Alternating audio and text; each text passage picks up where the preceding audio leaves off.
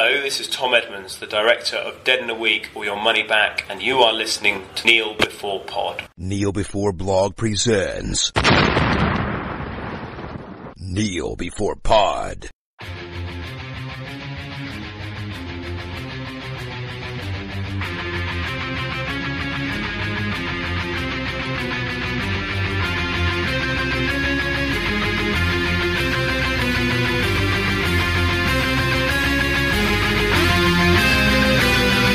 Hello, and welcome to a hiatus-breaking edition of Kneel Before Pod, the podcast that would hire James Gunn in a heartbeat. I'm your host Craig, and I'm here to lead a panel of the finest nerds in discussing the ins and outs, ups and downs, ifs and ands, pots and pans, and all sorts of other stuff of San Diego Comic-Con. Joining me in staying out of the blistering sun is a faithful quorum of nerds. So, start with Andrew. Hi, Andrew. Hello, Craig. Thanks for having me on again. You're welcome. Thanks for being here after not being at Comic-Con in San Diego. I feel cheated. None of us were at Comic-Con in San Diego, but we're here to talk about it. Up next is mainstay Chris. Hi, Chris. Hello. And Isaac. Hello. Hello. And last but not least is someone who runs a Comic-Con, the returning guest star, James. Hello. Hello. Everyone successfully said hello. We're off to a good start. It's good to see we're not rusty after a month off. It's been a month since the Supergirl podcast, and how far we've come since then. Not. Okay, I don't know how appropriate it is to just start off with spoilers, but I think in case anybody cares about being spoiled about Comic-Con trailers and news, I think we should ring some kind of spoiler bell right now. Just get it out of the road in case anyone complains. Sound good? Yeah. Yep. Cool. Far away. Don't at me, Twitter. We know we'll get onto that later, but we know how sensitive the Twitterverse is these days. You're fired.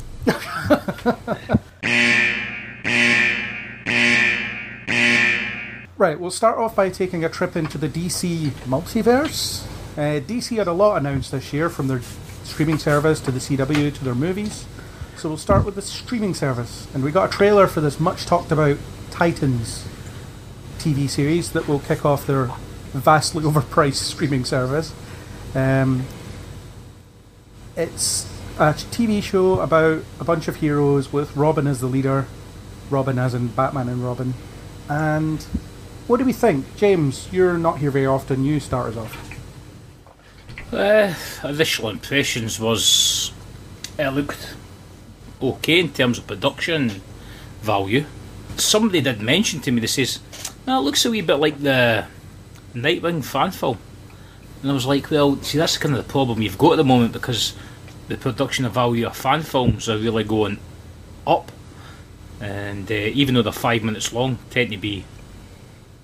if they've got to produce something for this like DC streaming service and it's got to be like 60 minutes long, whether it's 5 minutes long or 60 minutes long, is really not going to make much of a difference in terms of the production value. So they'll really have to bring the game with some good stories.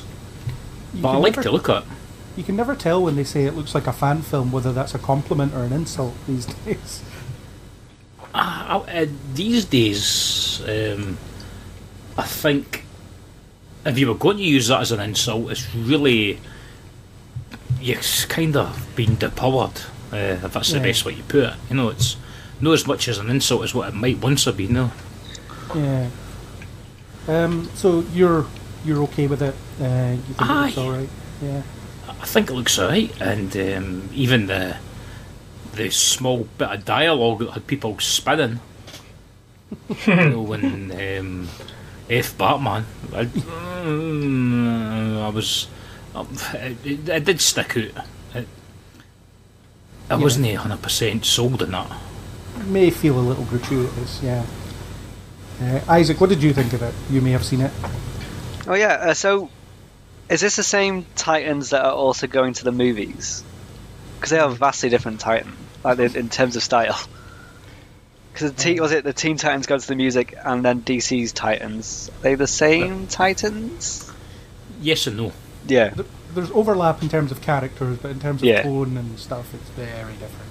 Like the thing about the big F Batman line, that could just simply be Like, yeah, maybe it's out of context, and maybe it's like just part of Robin's arc, and this is that he's lost his way and he's finding it back or something. I suppose we'll find out if we ever watch it.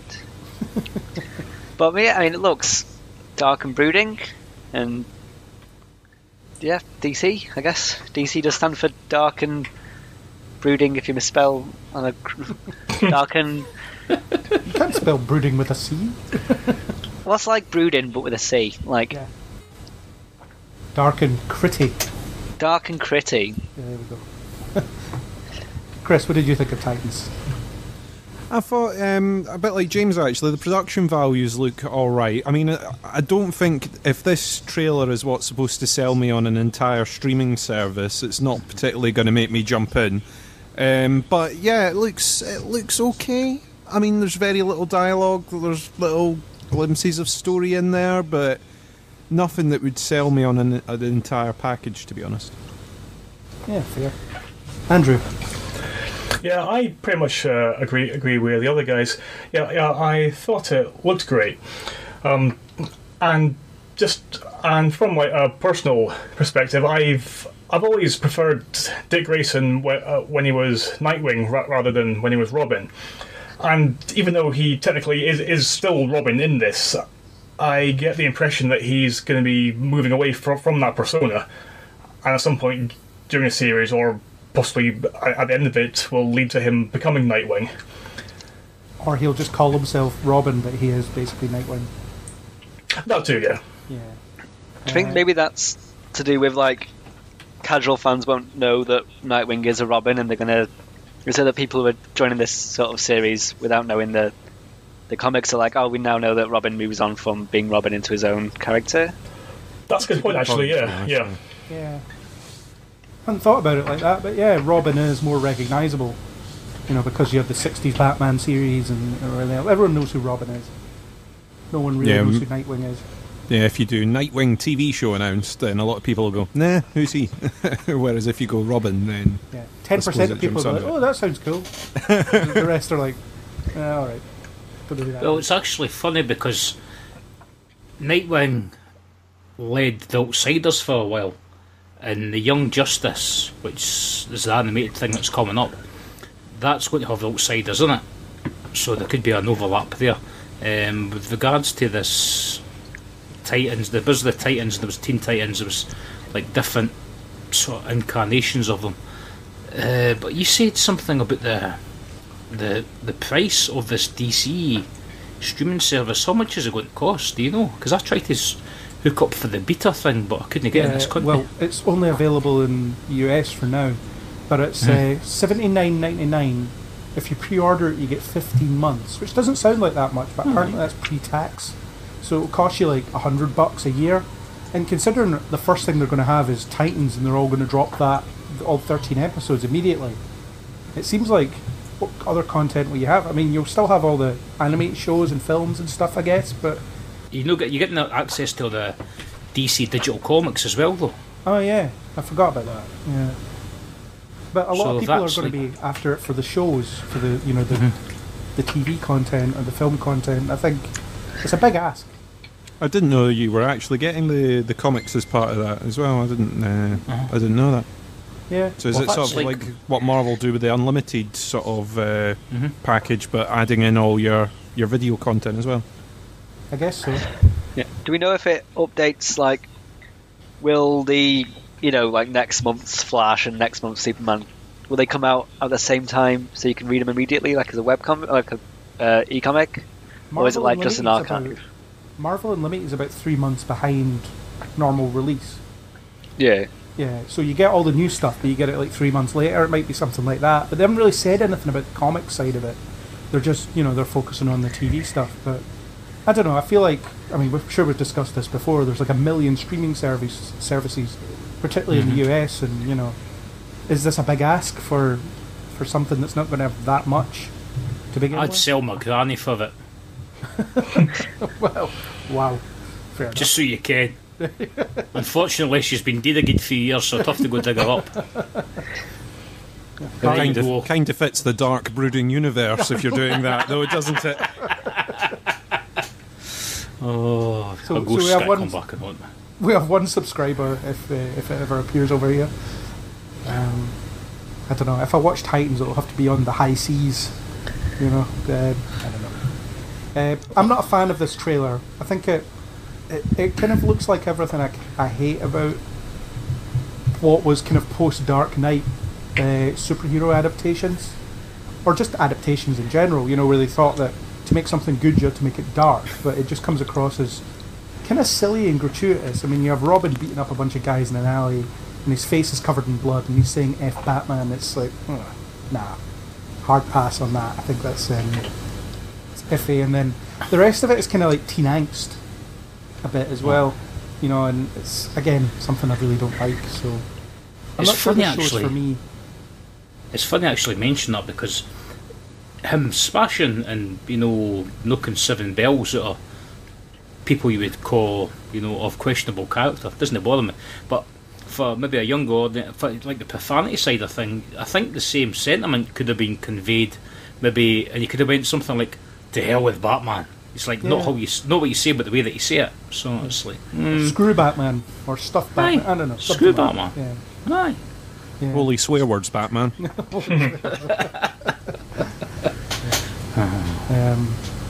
I don't know. I'm not enthusiastic about it. I'll have a look at it when it appears, but somehow maybe I'll have to fly over to the US and stay with a friend who has the DC streaming service and watch it in their house. I don't know. Those frequent flyer miles will kick in once all the shows come back anyway. So that's that. Anything else on Titans? Instead of doing our kind of Kneel Before Rise Against feature at the beginning, since we didn't do that at the beginning, what we'll do is we'll do it at the end of everything we talk about. So if no one has any other points on it, we could do a kind of a ranking. Starfire. She's got a bit of stick on, I think, Instagram or Twitter or something. Yeah. I think it was racists. today one of these days, all these racists and rednecks are going to actually realise, our ancestors were actually black. And the only reason we're white is because they moved away from the equator. So it's like, have a word with yourself. Anyway. And Starfire in the comics is orange or something like that. Anyway, and also she's an alien princess as well, so she doesn't need to be any particular one colour. That's it, sir. Yes. Oh. Come on. Yeah, well, and there was one thing I just wanted to mention about her as well, is that I quite liked how her costume wasn't quite as hypersexualized as she usually is in the comics, because that's always irritated me. No, I understand that. Yes. No more so than any other female comic book character, of course. Well, I'd say sometimes she's like Billy wearing a trio of scraps over her relevant bits. Well, I mean, in the last, was it the New 50? Was it New 52 or was it Rebirth? My, what did I have for breakfast this morning? I've got socks on, can't I? But she was addicted to sex, so she had that sort of pleasure thing. So I mean, that was the type of character. She was like a female that enjoyed it. Fair play. But no, Andrea, aye. They've played it down for TV, and I probably think it's probably a good thing. And Robin was her boyfriend, if I remember right. Is that, or at least in some incarnation she was. They were in a relationship. One of them. Yeah, I don't know. I think she's been with. I think she's been with Red Hood as well in time, or Arsenal. Some probably more. I don't know. They're comic book characters. They get around. Fair play. Several decades, they get around. So, let's do a bit of a ranking. For my point of view, I'm going to rise against this. I just don't like the look of it. Andrew, your ranking? To be honest, I'm kind of in between, really. But I think I'm swinging more towards rise, actually. No, Neil, sorry. Cool. So positive. Yes. We have a tie so far. Chris? It's not going to convince me to go for the streaming service. They've put it out there at front. I'm going to have to be brutal and say rise for now. Isaac? Yeah, I'm wondering, do we have a third, like, I've forgotten about this option? No. No. So we have to, okay, rise against then. But it's a very sort of lazy rise up. Like, someone's at the door, you don't want to answer it. Like, it's not like a big... I'm not waving a flag. I'm just like, yeah, I'll just turn the other way sort of thing. Cool. And James, kneel before or rise against? I'll kneel before Starfire. I mean, Rise of Star. Oh, that's even worse. Rise of Starfire. I'll kneel. I'll watch it. I'll kneel. Cool. Okay, so that was 3 votes to 2. I think. Yeah. Yeah. That's fine. Yeah. Another thing that James mentioned earlier, Young Justice Outsiders, which is kind of like Teen Titans, but not. They're a team of sidekicks. The original show had massive notoriety back when it was on. Everyone was really upset, including me, when it was cancelled. And now we have a trailer for this season 3 that we're getting. So I like this one. I thought it looked really cool. It also reminds me that I need to re-watch the first 2 seasons because I remember sod all of what happened. But I'm amped for this. I'm looking forward to seeing a 3rd season of it. I think it looks good. The trailer's maybe a bit too long. Like 5 minutes is kind of a long time to be sitting watching a trailer. It looks good. Is this the X-Men-y sort of one? Young Justice Outsiders, which is the one where, Wally West is running to just defeat a tornado with a flash and then just... Oh, the animated thing we did one. Yeah. I've got to say, for a trailer, it gives away a lot of the plot. I don't know if it gives away a lot of it because it is a full season, so I think this is just like the first episode they've shown you stuff from. Pretty much. Could be wrong, but... I'd say it depends what lineup it is of the Outsiders. Because the Outsiders, for me, when it was Batman and Outsiders by Mike Barr and Jim Aparo, and then later Alan Davis took over art duties, was one of my favourite books of all time. And for the look of the trailer, I could actually see some of the original members. Like, it looked like Metamorpho, and because some of the actual Outsiders are on TV now. Because Black Lightning, the TV show, he was one of the original. Well, he was one of my original Outsiders. He had Katana, who's been in Arrow. Yes. Metamorpho, who's rumoured to be in the next season of Black Lightning. You got Halo and Geoforce, and Geoforce will Bryon. You see him in this animated trailer, and it gives you a bit of dialogue with Dr. Jace, and you're like, I wonder if they're going to be slightly changing his like origin. Because incidentally, talking about Titans, Geoforce's sister, she was in the Titans for a while. I can't even remember her bloody name now. But she actually betrayed the Titans because she was working with Deathstroke. It's all about kind of convoluted, it's all kind of complex. This isn't the comic book stuff. But to see the team getting mentioned in the animated stuff and coming through, even if they do alter it, I'm up for giving this a watch. I've never really watched Young Justice. I've seen the occasional episode whilst flicking through the TV channels, and my laddies have watched it. So if it's got Outsiders in it, I might make a concerned effort to watch it in a proper chronological order, just so I can digest it properly. It shouldn't take you long. I think it's only like 13 episodes per season or something like that, so it's not a big time commitment to catch up. Right. But I don't remember the details of what went on, to be honest, but season 2 I remember being really good. Really, really good. Season 1 was a bit kind of juvenile and silly in places, but season 2 was, was excellent. I don't remember why, but I do remember it was being excellent. Yeah, I'm the same as James actually. I've never actually seen the series at all previously, but after watching that trailer, I thought it looked really, really good. So I will definitely be going back to check out the rest of it. Isaac and Chris. Fade whoops. I'm afraid that this is it's one of the long list of Comic-Con announcements and stuff where I never heard about the original. So it's like we're bringing back this thing. I'm like, oh, I didn't know that was a thing. So the trailer looked kind of. I think I agree with it was a lot like plot heavy trailer. It was like there's like I don't know how many surprises there'll be in a series, but it seemed to give quite a lot away. But it's not one of these things. I'm not going to rush out and watch the originals before. Like I don't want to have to watch a show before this show. So, do we know? Is it like a reboot or is it continuing on? No, it's like the third season. Yes. Oh, yes. Yeah. In that case, then it's too far away. I'm a bit like Isaac. I've not watched season 1 or 2.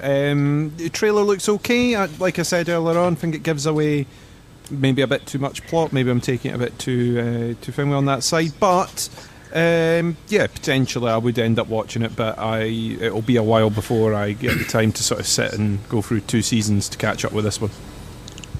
Fair one. Okay, we'll start from the bottom then. James, Neil before Rise Against Young Justice. I'll go for Neil. I'll definitely check it out. Cool. To see what it's like. Isaac? I'm going to Rise Against. I'm going to give this a miss. Cool. Chris? I didn't really know much about it before the Comic-Con announcement, so I'm going to have to Rise Against just from the point of not knowing about it in the first place. Andrew? Yes, well, I am kneeling for the same reasons that Chris is rising. Precisely because I didn't know anything about it, but now I want to. Fair enough. I will kneel before it because I love Young Justice. I just don't remember why I love Young Justice. It's weird. Yeah, I really like this thing. Why? What was good about it? I don't know. Yeah, as a reviewer, that's probably not good enough. So I will rewatch it at some point, along with everything else I want to watch. I don't know how I'm going to do this, but we'll see. Time travel. Stay tuned for further updates. Yeah, and the last thing that we had on the streaming service, other than things like Swamp Thing and whatever else, which we won't really touch on, but the comic book announcement, or the Comic-Con announcement, was a Stargirl TV series. Stargirl, who was recently seen in DC's Legends of Tomorrow, in the first, maybe second episode of the last season, or the second season even, and that was it. But I doubt this is the same version. She was also in Smallville. That's right, yeah, she was. I don't think it's that version either, somehow. So, I don't really know that much about this character, and I think that's probably a good reason to adapt a comic book character, because you have more freedom to do what you want with them. So I think this is a good thing. I mean, other than we're making this, they haven't said anything, so I don't know how much we can really say about the fact that they're making this. But I thought we'd mention it anyway. That So was I'll just Courtney say Whitmore. Yeah, I'll just say I'll kneel before it because I'm interested to see what they do with it. Everyone Could be else? good. Well, so say like with these things where it's like we're announcing we're making a thing, but until we really see what they're making, or especially if you haven't heard of it, then it's hard to. It's like, okay, great, you make the thing, and then when you show it, we'll sort of react. Yeah. Chris and Andrew? See, I find it difficult to judge these ones because it's like I didn't know about them before. I still don't really know that much about them.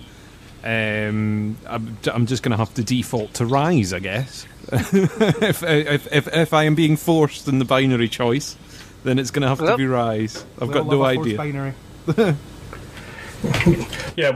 Well, again, I don't really know much about the character beyond her brief appearances in Legends of Tomorrow. Yeah, where I think the last we saw, and Smallville. Yeah, and I think in Legends the last that we saw her, like she was in Camelot. So I'm assuming that the series won't be the same version of her. Wouldn't you watch that? Stargirl in Camelot? I would watch the hell out of it. But sadly, I don't think that's what we'll be getting. I'm going to go for Rise because just like from knowing so little about the character, I'm not hugely fascinated in finding out much more. Cool. Isaac and James, can I assume that you were Neil because you were interested? I would say Neil. Yeah, I might as well kneel to something. He has to like something. Sorry if I talk over the top with the DC streaming stuff, because I'm quite excited about it all. So basically, you can subscribe and we can all have your password. Aye, something like that. And in like non-DC, they did announce like a comic book event, and it sounds really cool. It's by Tom King. So other than I suppose it's not really a Comic Con doodad, but they just said the next one's going to be more about like it's going to sort of focus on like American gun crime and stuff. So that should be fun. And Tom King's always great. Mm-hmm. Cool. And I have no opinion on that really. I guess. Yeah, just You've got to choose though. I will rise against it because comic events are usually crap from my point of view. There we go. Yeah. Everyone else rise against Neil before this gun crime Comic-Con comic event thing?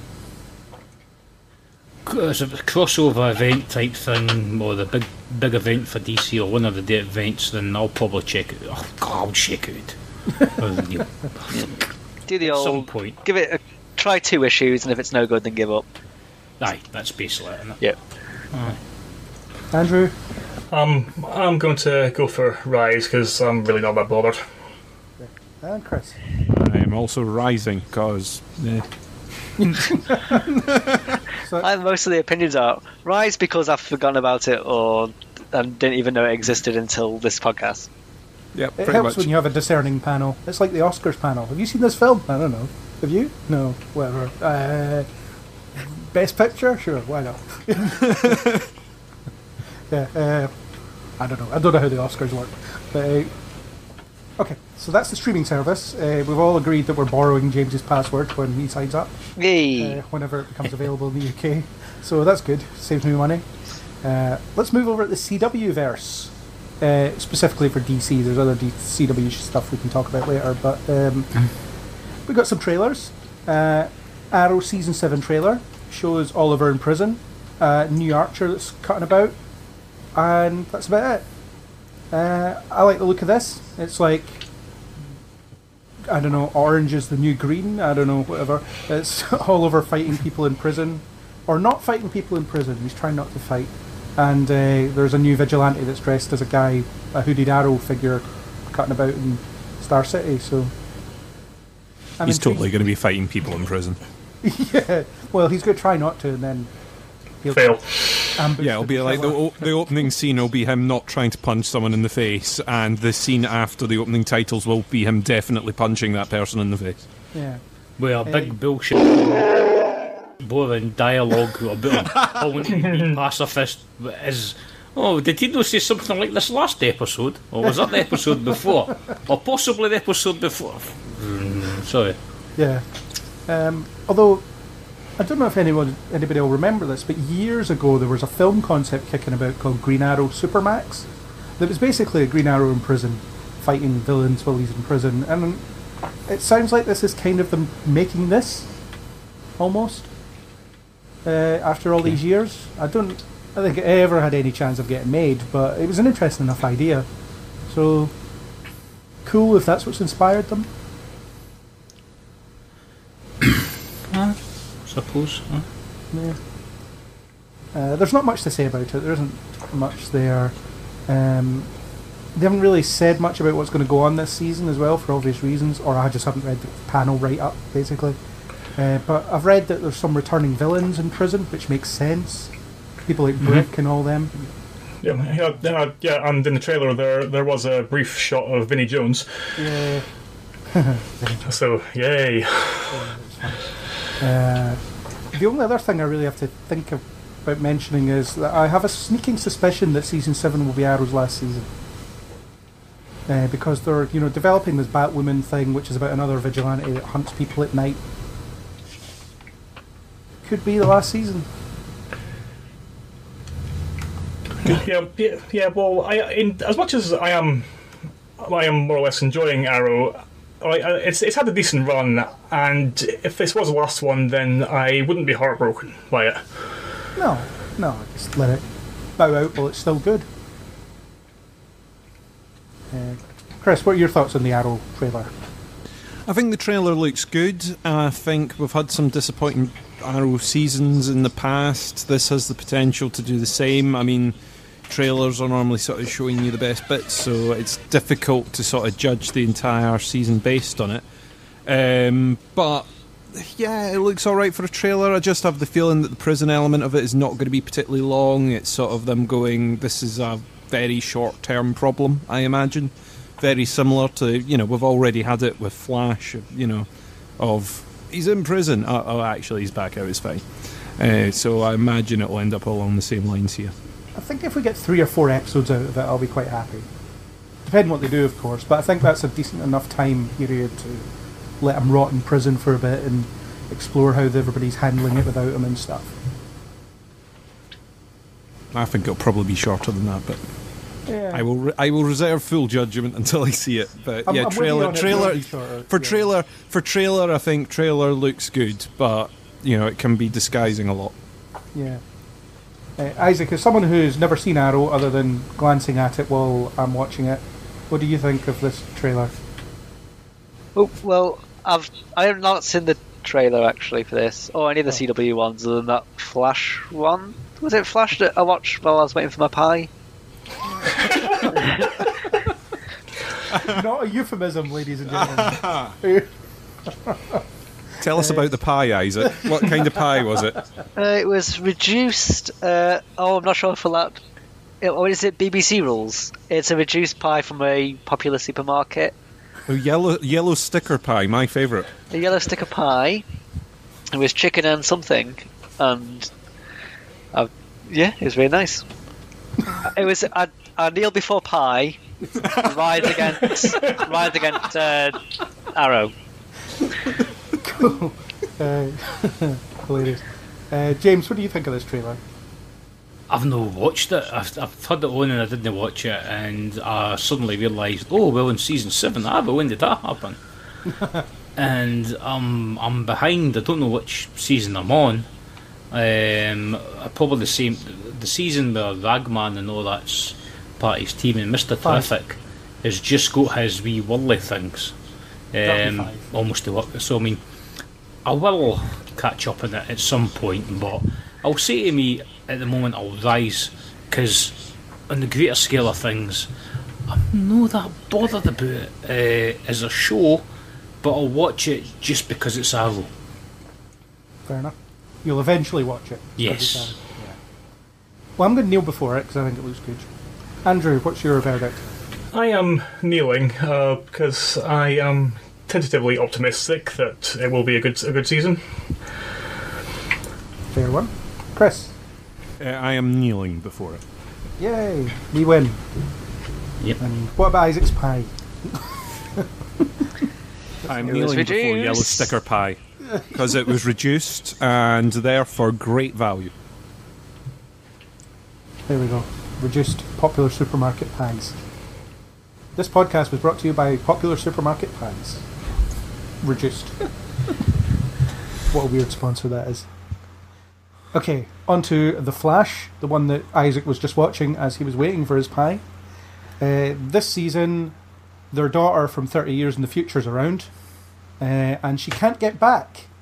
And just considering how urgent it seems in the trailer, and the fact that she's a series regular for the whole season, suggests to me that we'll be on episode 20 and it'll be like, still can't figure out how to get you back. So it's not as if she could just hop a lift in the Wave Rider or something like that, be easy enough. I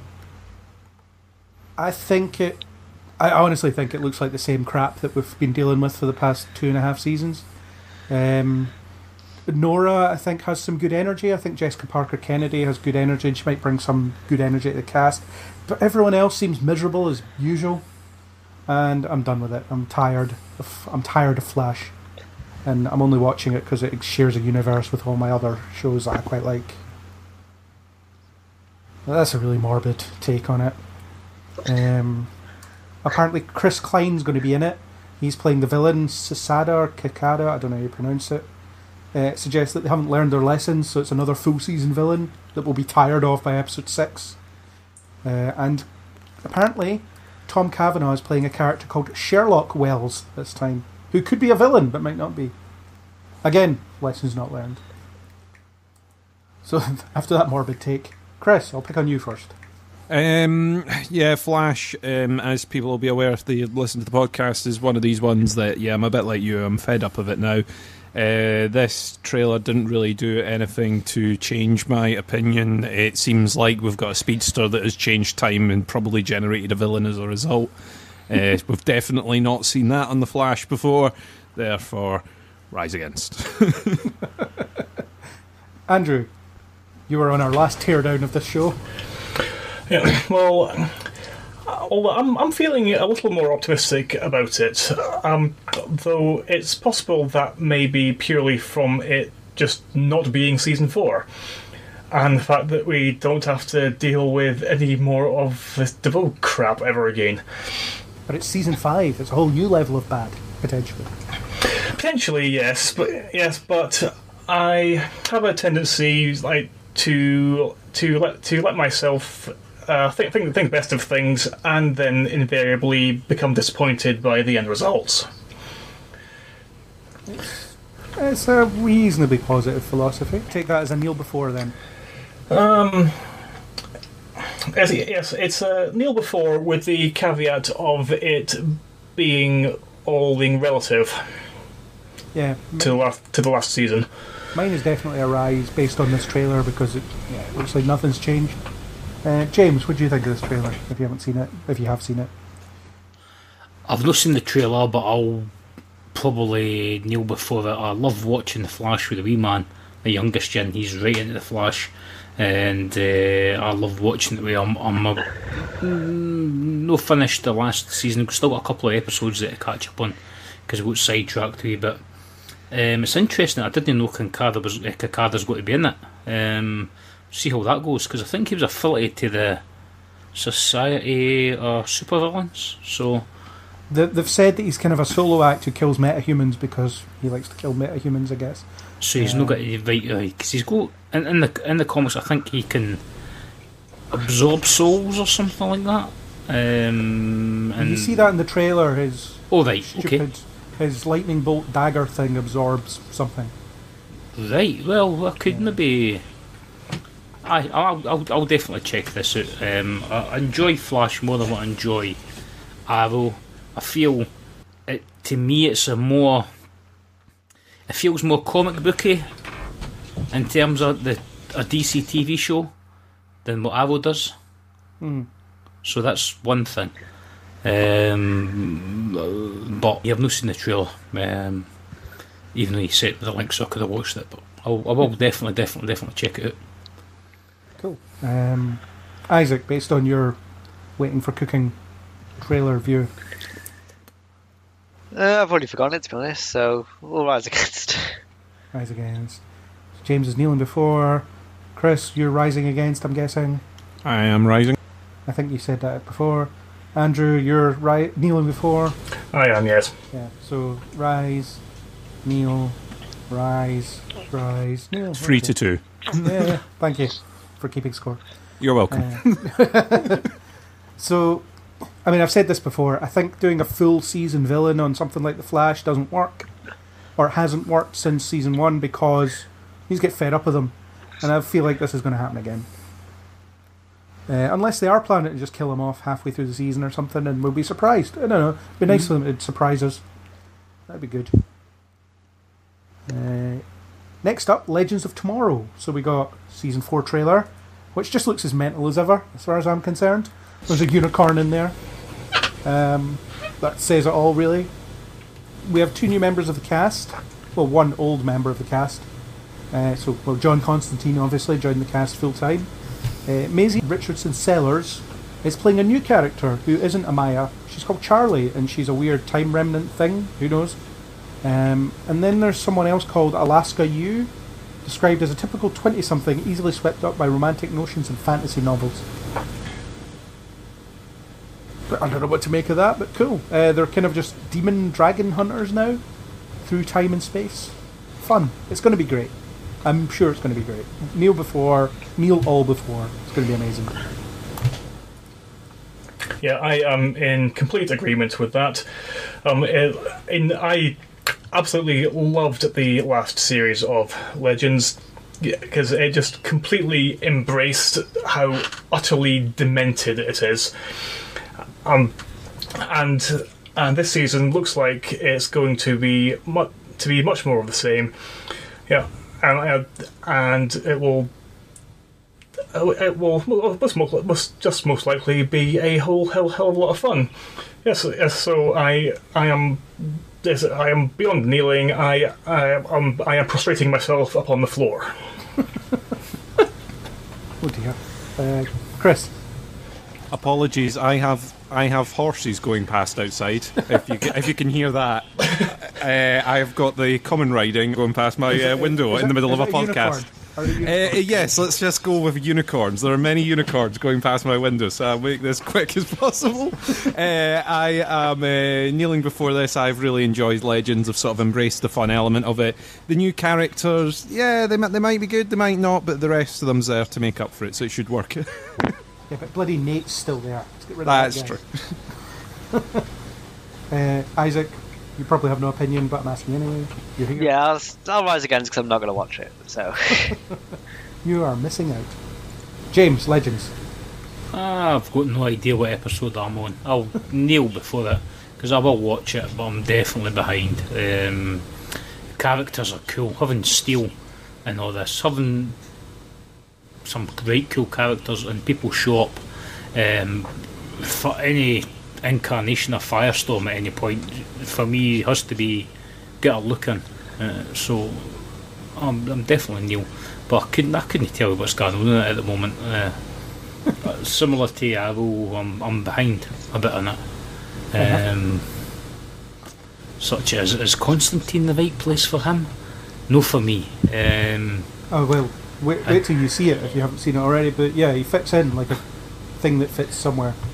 It's just, you know, the way his banter feeds off the rest of the team is just perfect. I feel like you could chuck Matt Ryan at anything, he would just fit in. You could throw shit. One it'd stick, I suppose. No, I'm saying Matt Ryan is because I do like his characterisation, you know, but Constantine, Hellblazer, that sort of stuff. So the TV show, I liked it, but you know, we shall see. We'll see, mate. I'm certainly doesn't put alarm bells off my head, but I'll definitely watch it. Fair one. So let's move on to Supergirl. The season 4 trailer had no new footage other than at the end, where they introduced Agent Liberty, who was Sam Witwer's voice in this weird Superman-inspired costume with a helmet. I don't know. I was a bit iffy on last season towards the end when they made some confusing choices. The creator of Agent Liberty coming out and saying that you've got my character completely wrong was kind of amusing.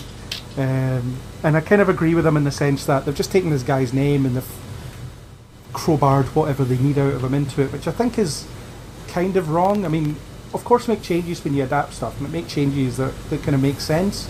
So if you're just going to create a new character and slap a familiar name on him, then don't. Just call it something else, because let's face it, no one's going to watch Supergirl because they've heard that Agent Liberty's going to be in it. And those that do, when they see what they've done to him, will be really disappointed. You know something, I've got an opinion on stuff like that, which... Aye, they're doing something similar with another Legion character, making them the first trans character in the DC universe or something, and I'm kind of like... I can't remember the original character who went by the similar name, being trans. Yeah. And there's plenty. They've got the Doom Patrol coming up, so they've got plenty of scope for stuff like that, and to do it authentically and to do it the way. I mean, Morrison was really good stuff like that, and by all means, do it. But I wonder if it's going to be similar to what they got to do with this Agent Liberty, and just kind of the proof will be in the pudding. You know what I mean? If I watch it, see it, and it looks authentic, and you know, then you roll with it, and you think to yourself, good job. But when you initially see it, the problem is because if you've got a knowledge of some of the characters already, and they do a bit of creative license on them, that can go either way. You can go, yes, that's great, or what the hell, or you could go, what are they doing? You know what I mean? And I don't know, but we'll see. So I mean, I'm off. Don't get me wrong. Please don't get me wrong. I'm all for the diversity and everything along those lines, but just do it. Didn't he make it look forced? Do it so it's organic and it's natural. And it's the same thing with Agent Liberty. Again, just so if you've got to use creative license, if you want to keep it diverse and inclusive, then fine, no problem. But I just hope the characters don't. And if anybody gets interested in that character, actually, there's a point. If anybody gets interested in that character, and then they go away and they look for the books and they find that the character in the book's completely different, and they'll go, right, okay. And they might know, you know what I mean? They could maybe bring somebody else, like a different character, and go at it. Yeah, I haven't actually considered the comparison that you made between this Dreamer. I've got the notes as Dreamer, but the first trans character. I wonder if it would be better if they kind of keep to the spirit of what that character's supposed to be. So if everything else is kind of what you would expect, other than the fact that they happen to be trans. But this thing with Agent Liberty, I mean, the creator, I know bugger all about this character, to be perfectly honest. Dan Jurgens. Yeah, but when he came out and he said that Agent Liberty is not like a racist, he's not he's not an ethnic cleansing or all that kind of stuff, so like, what are you doing? And it just sounds like, yeah, okay, Agent Liberty, that sounds like a kind of ethnic cleansing type name, so let's chuck that in because he's all about patriotism and whatever, and let's just turn him into like a alien hating racist. And I can see where Dan Jurgens is coming from here, and I wonder if, I mean, when I review it, I'll probably just refer to him by the name of the character instead of calling him Agent Liberty all the time. But I don't know. It's a tough one. It's almost a podcast in itself, debating about adaptations and what you should do and what you shouldn't do. And it kind of rubs me up the wrong way. I think it's definitely a topic for good, honest conversation. And the way, not just the characters should be treated, but the audience as well should be treated with respect. So, and all the different demographics and the different people, don't treat them as just a. Well, obviously, I can't speak for anybody that's. Obviously, I can't speak for anybody that's gay, and I can't speak for anybody that's trans, or I can't speak for, because I'm no. But what I'm trying to say is, as long as they're watching it, and maybe if they can see it, and maybe they can relate to it in some form or manner, without feeling pandered. The feeling like that somebody's actually doing them a service. Does that make sense to you? Yeah. Just doing them a just service. Is it the word? And my issues are purely with the Agent Liberty thing. I think the idea that Supergirl has broke new ground by introducing the first live-action trans superhero character, amazing. And, it's a show that has constantly been kind of throwing, flying the flag for kind of diversity and inclusion and all this stuff. And so I think it's the next logical step for them. So it all depends what they do with it. And the fact that they've cast this trans activist, or Nicole Maines, who also happens to be an actor, and the role seems appropriate, I guess. Although I wonder why they didn't just go with a trans actor just to complete the thing. But then again, maybe she was the best person that auditioned. Well, you think you've raised a good point there, because you get some roles and you get straight people playing the part of a gay person. You're like, what, is there a shortage of talented gay actors that could have done that role, by the way? Can you think to yourself, you could have probably got yourself, an actor who was genuinely gay to do that role. And you're like, what do you call him? That does thing about foot. What do you call him? Captain Cold. Wentworth Miller. Aye, absolutely fantastic. You know what I mean? So, I mean, well. Yeah. Possibly a discussion for another day. I think I'm going off track there as well on a different subject. But this season will also have David Ayala as Manchester Black. Yeah, and actually that's something I'm quite looking forward to seeing. Just because I think he's quite an interesting character. and I think that his film Zero Tolerance vigilante violence will quite contrast quite heavily against Kara, and her belief that that all people can be inherently good and everyone's inherently redeemable. Do you think they'll adapt the Superman versus the Elite? Yeah, or what's great about Truth, Justice, and the American Way story? Do you think they'll do that? I'm suspecting that they will, because they along with Red Sun in one season. Well, because they have seemed to have a tendency to adapt Superman stories, like for Supergirl. Yeah, which I've never quite understood because she's got a whole bunch of her own stories to choose from. Yeah, a debate for another time, I guess. Chris, what do you think of all this? As a trailer, I wasn't really impressed, to be honest. It was a lot of shots. It was pretty much shots of previous seasons with a sort of groovy voiceover, and then you've got to take into account what the writer of the character said, so you're then getting this sort of monologue from the character that the original writer is saying isn't really something that they would say. So, yeah, I'm not... There was nothing in there that particularly grabbed me, to be honest. Yeah. Isaac, I know you haven't... Well, you don't need to see the trailers, nothing new there, but just based on the kind of conceptual stuff we've been talking about. Well, I suppose it's because there was that big thing kicking off about Scarlett Johansson when she took on a trans role. Yes. Which is kind of similar. It's just a similar scenario to this one.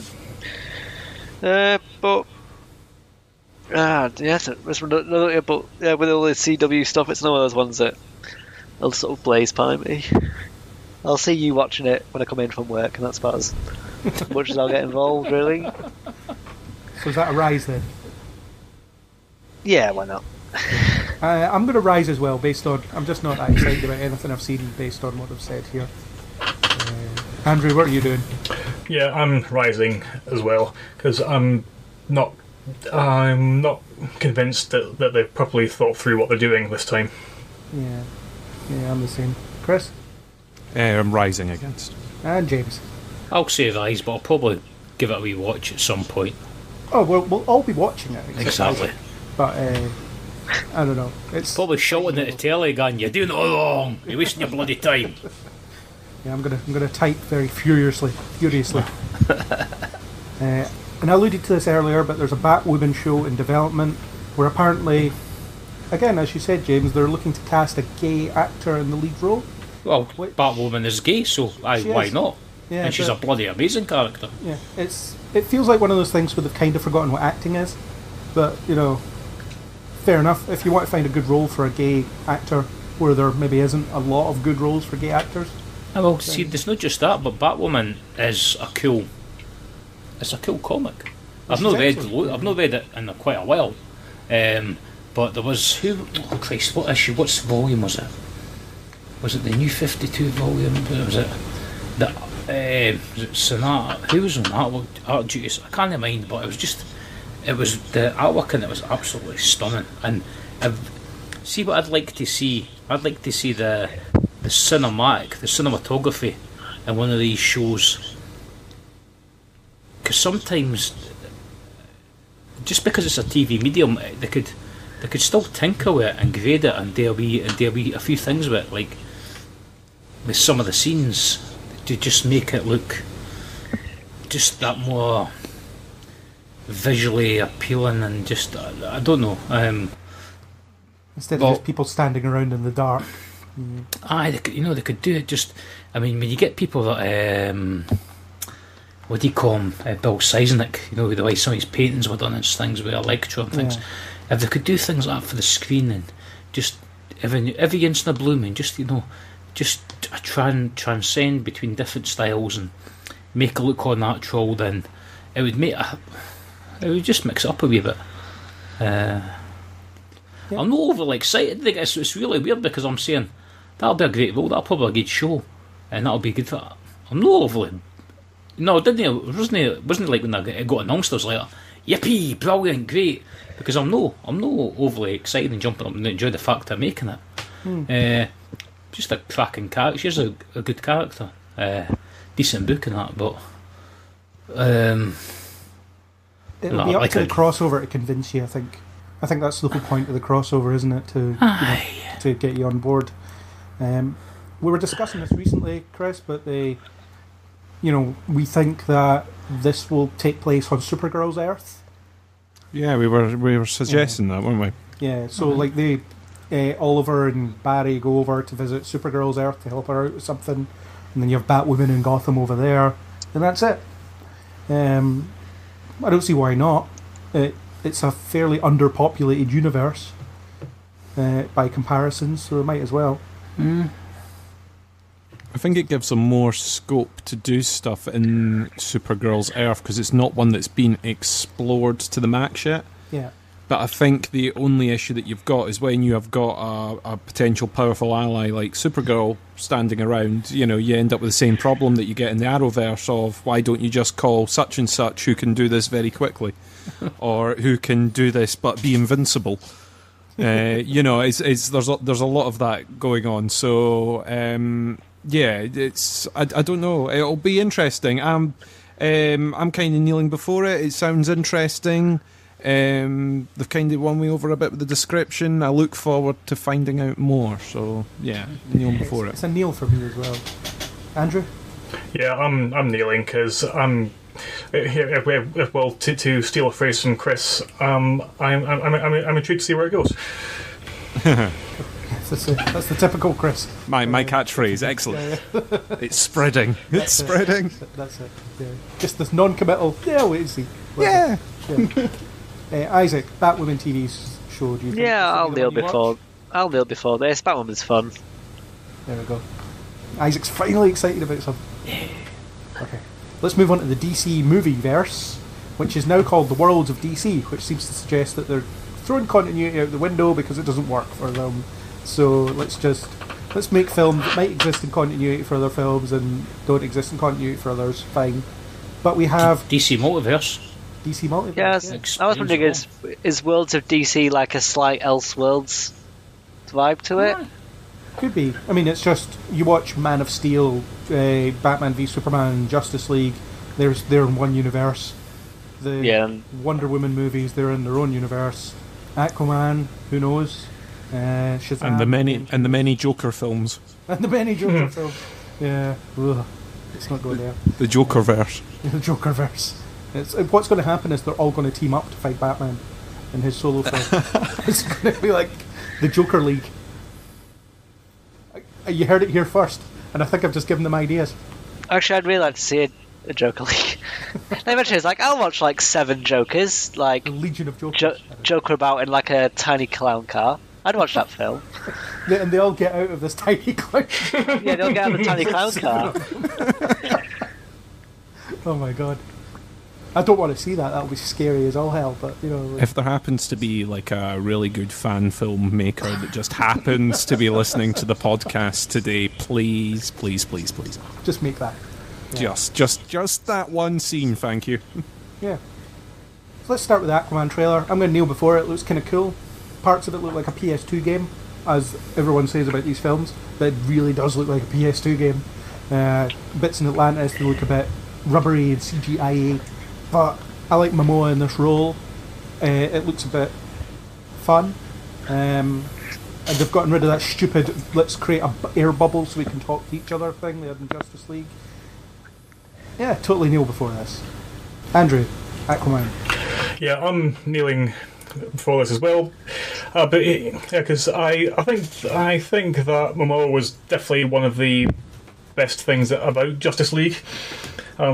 Granted, there wasn't that many good things to say about it, but I think he was definitely one of them. And honestly, I think you could probably sell the whole film just on his charisma alone, just because he has this fantastically sly charm about him. I think that his interpretation of the character is one which will hopefully obliterate the undescribably irritating perception that seems to be enduring of the character. Because you're still seen by so many people as being a complete joke, and that was one thing that annoyed me a little bit about the trailer, because they're still having the Aquaman talking to fish joke, which always seems to be the one thing that the people can say about him, and is often cited as a reason why he sucks, when in actuality he's pretty awesome. Yeah. So like long-winded and circular way of saying yes, I am kneeling, and I'm looking forward to this. Oh, Chris, Aquaman trailer. I've written this in my notes as Aqua Dude. Aqua Dude, as I've got it in my notes. But do you know what? Trailer looks really, really good. However, I have been burned so many times with trailers for these DC films. So I'm going to have to kneel before the trailer and hope to not be disappointed in the film.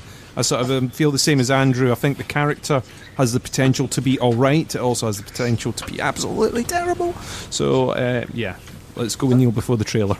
I think Warner Brothers have made it abundantly clear that this kind of dark and dreary, Snyderish DC universe is gone. They're not doing that anymore.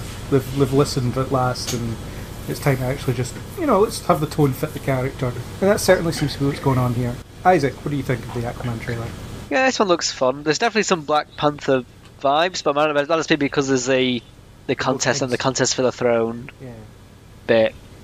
Yeah, it's sort of, this one looks like the fun one compared to, well, I guess we'll talk about Shazam later. But like, Aquaman looks like the good one of the two, so I'll kneel before this one. James? Looks bloody amazing. I'm just like, wow. This gets me excited, this one. I've never, something that's actually quite all new to me, because I've never really read Aquaman apart from the odd mini-series and that, any ongoing stuff. I've never really read it. I know all about the mythology and the mythos from, I've read them in other books, but, Arthur Curry and his own sort of books and stuff, I've never really,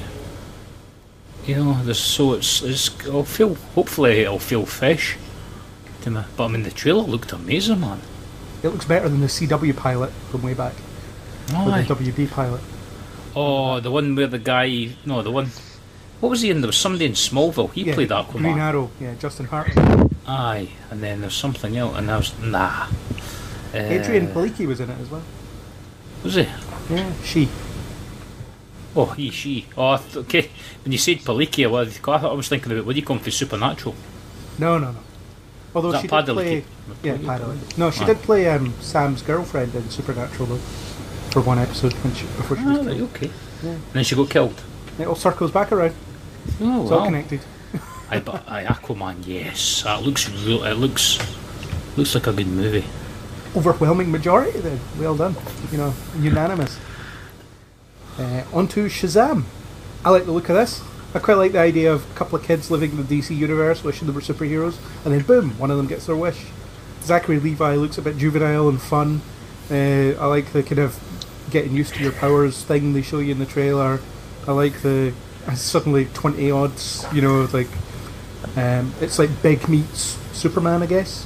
I'm wondering if The Rock is still in this, though. I don't think he is. Looks good, looks fun. I like it. Kneel before, all the way.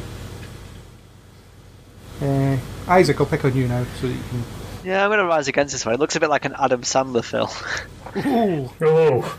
It's just a bit like, I was watching the trailer, it's sort of like, I know it's supposed to be goofy and comedic and stuff, but I was like, I pretty much just my eyes sort of glazed over and I got bored. I'm like, I don't know. I didn't know who Shazam was before this, and I'm not interested to find out who he is after it. Oh, Captain Marvel. Whoa. Captain Marvel, yeah. Tell you what Captain Marvel I care about. Chris? The trailer looks like it should be fun. I always worry with these, especially when a film's sort of edging towards the comedy route. I wonder if they put some of the best gags into the trailer, and then when you watch the film, you're like, oh, all the kind of good gags are out already. It looks alright. It looks like it could be fun. So yeah, I'll kneel before this one. Andrew? I'm the same. I think it does look like it'll be a good laugh. Though I am slightly concerned that it might end up being just a little too goofy, and so in the end you might not be able to take it seriously at all. But in spite of that, I am still kneeling. Cool. And James. Kneeling. Looks good. Looks like good fun. And some ways, where he's trying to find out his powers. It reminded me of the Saul TV show for the Saturday morning called The Greatest American Hero. Where the guy got the suit and he had to find out his powers, and he was hopeless. Just for a second, I just thought to myself, oh, aye. Completely unrelated, but I'm up for this. It's almost like every other learning your superpower montage ever made, to be honest. Try flying, and he jumps and falls down, and it's going to be a lot of that. But I wonder if this is going to be one of those 2/3 of it, or just him pissing about, and then he'll fight someone in the last half hour or so. And it'll be the typical DC thing of they're just fighting in this exploding background. I hope not. I'd like to see us get away from that. That's just dull. CGI Punch Out. Yeah, that's it. Invincible people hitting each other. That's your climax. Marcus of Queensberry rules with Black Adam. Put them up, come on, I dare ya. Well, The Rock is still playing Black Adam. It's just not clear when. Is that right? I have no idea anymore.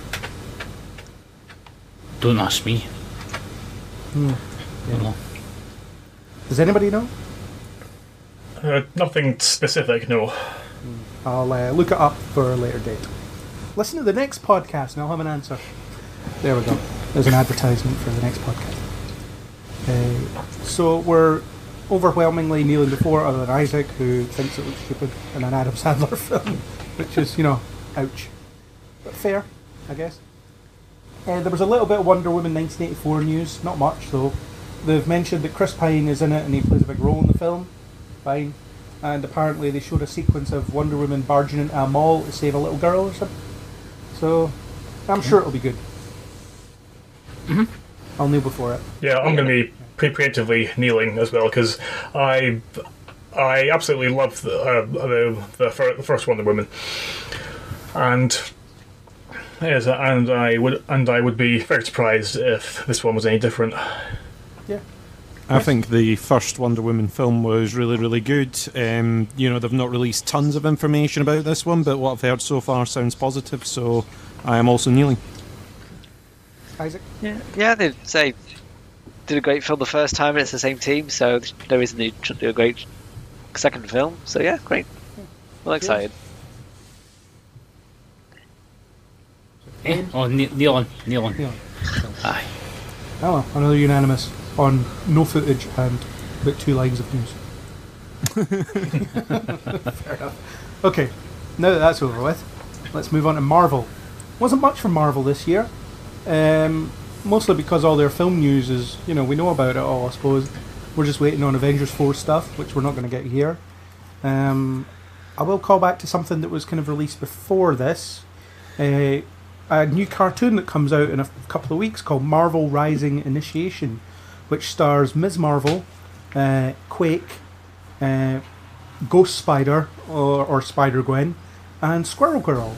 Watch the trailer, kneeling before it, I think it looks good fun.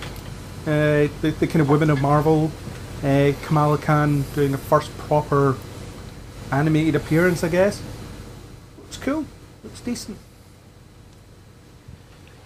Yeah, I totally agree. I think it looks like it's going to be a lot of fun. And I'm guessing the target demographic certainly looks to be skewing quite a bit younger than a lot of the other stuff. But I'm still going to watch it, and I'm pretty confident I'm going to enjoy it. Chris, do you know anything about this? I know nothing about this whatsoever.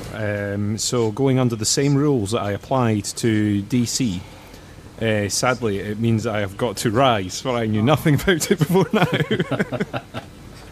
Isaac, we watched the trailer. Yeah, because I've read the first two, because at least in the Marvel Rising comics as well. So I was reading the ones with Miss Marvel and Squirrel Girl.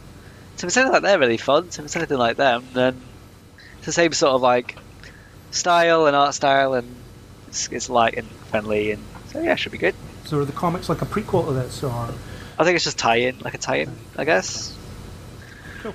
James, do you know anything about this? I didn't care. I didn't. This is the first I've known about this, so I didn't really have much of a. Who did you say was in it? Miss Marvel, Squirrel Girl, Right. Gwen Stacy, Spider-Woman, or they're calling her Ghost Spider for this, and Quake. And Chloe Bennett is reprising her role as Quake, okay. as the voice. Dove Cameron is Gwen Stacy, I think. I quite liked. I like Quake and Agents of Shield. Yeah. I think that's quite apparent. Spider-Gwen. I like the comic. I read that for quite a while, but I've not read it all. Squirrel Girl. I really didn't care that much about her, other than she's a Steve Ditko creation. And she defeats she's- Thanos.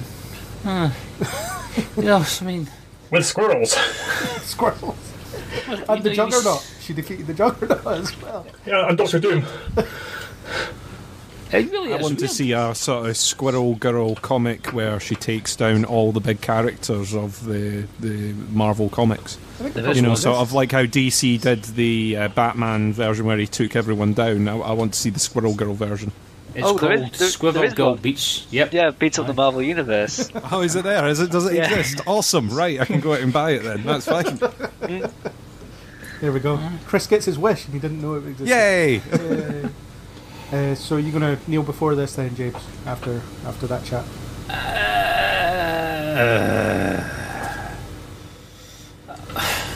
I'm not going to go out my way to look for it.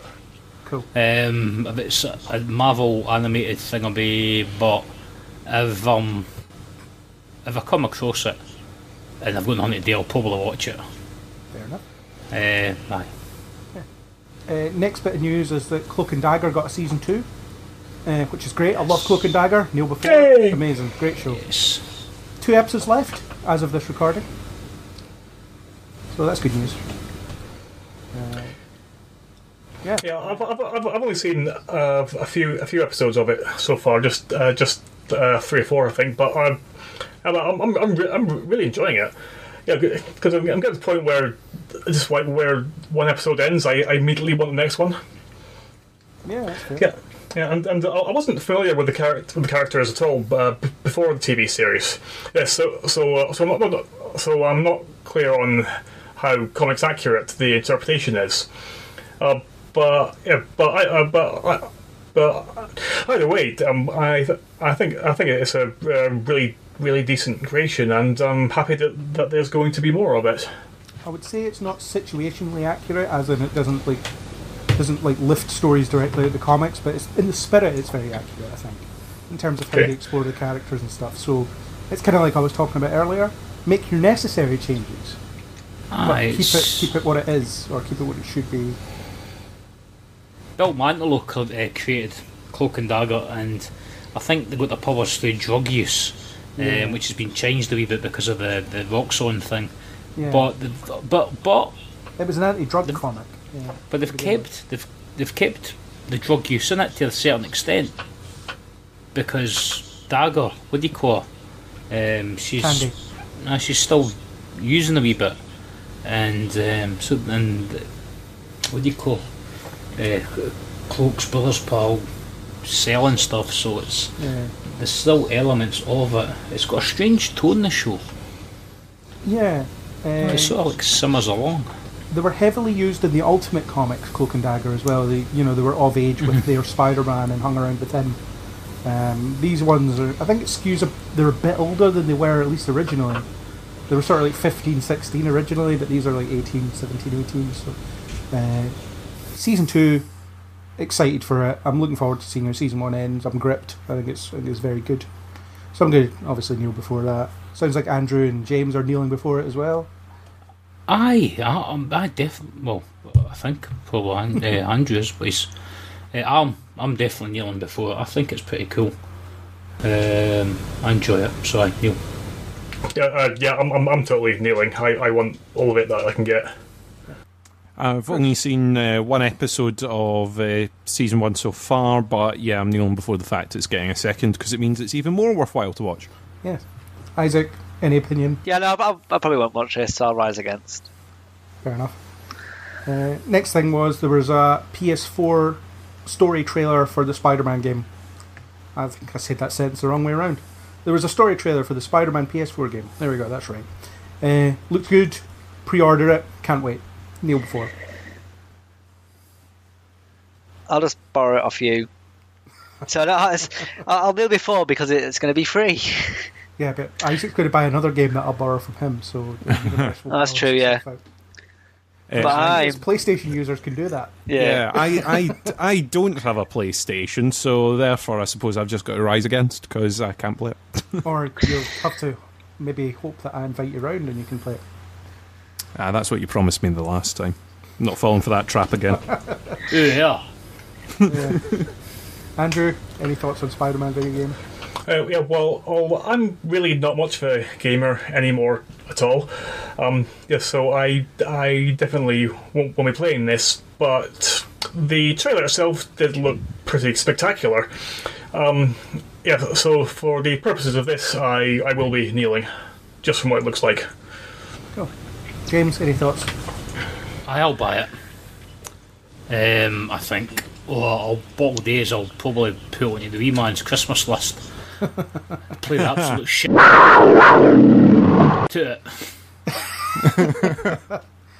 Oh no, the game's come pre-opened. That's what they do to all my games, man. I mean, what's it? I'll see games because obviously there's certain windows that I'll play and certain windows that have to work. Yeah, and I've seen all my games just disappear, whether it's been like Arkham Knight, Arkham City, or these games, or what have you. Vamoosh. Where's my games? And then, because the problem we've got is, and this is going to sound really probably a bit decadent or eccentric, but it really isn't, because the PS4's been out for quite a long time. But there's 3 of them in this house. Because I've got 2 boys, and it's just mental. No one can share. It's absolutely, it's just, it's mental, mental. Spider-Man game. We'll all look forward to playing it. Maybe Chris can watch. I think I'm going to go around to James. He sounds like he's got a spare PlayStation. don't like that. My youngest lad, he paid for his own, but it was at Christmas time, and he's got his money for his birthday, which unfortunately is at the start of December. Oh. And then he had Christmas time, so he had his money and he put together, he bought his own PlayStation 4, and I was like, well done me, man. And then that was it. I saw even less sign in my games. But then again, I stole his Marvel Lego. I've still not played it yet, but it doesn't care where it is. Fair enough. You just assume he lost it. That's it. Yeah. Brilliant. That'll be fun. Next on the list is there's some news about the Venom film. I'm just going to rise against this. I think this sounds terrible. Venom without Spider-Man? Nah. Everyone at the panel looked completely disinterested. They were talking about... I think it was the director was talking about, no, I know that everyone wants to see him fight Spider-Man. Yeah, we're not going to do that. And then Tom Hardy said he would have a go at Tom Holland, which I kind of want to see. Just Tom Hardy fighting Tom Holland. There's no cameras, but they're just fighting. Was there not a rumour that Tom Hardy was seen on the set of the new Spider-Man movie? I think it was the other way around. I think right. it was that Tom Holland was spotted on the set of Venom, but I don't know if he was just visiting or wasn't there at all. I don't think that's going to happen. It seems ill-conceived to have a Venom film without Spider-Man being involved at all. And that film that's not out for us yet, but it's been out in the US, Upgrade, looks like a better version of Venom. Well, look, if they retcon it, if they go and do Secret Wars and introduce the X-Men and the Fantastic Four that way to the Marvel Cinematic Universe, then they can introduce Venom that way as Spider-Man's symbiotic costume. No, so they did, as long as they're quite vague about when the Venom movie is actually set, then it could work. if they kind of leave some like open ends, like stuff that need answered, then it could potentially work. And if they do a Secret Wars movie crossover event type thing, then I'll probably die quite happy, because it was the first comic I've ever read. So, well, the first American Marvel type big thing. Kind of. So what are your thoughts on the Venom film and the kind of stuff that you've been mentioning? Worth a kneel before or rise against? Well, see, it's Eddie Brock, and I always thought of Venom as Eddie Brock. I've never read a lot of his comics, the Venom comics, the standalone stuff as such. I think they've done a Venom Space Knight, which kind of annoyed me a wee bit, because Space Knight was always Rom to me, and there's that whole Hasbro things. But I'm digressing. I think it could be alright. The trailer looks alright to me. I'll watch it. I wasn't too sure whether I was going to like Homecoming, and yet Homecoming blew me away. So I'm prepared to go in with no expectations to Venom, and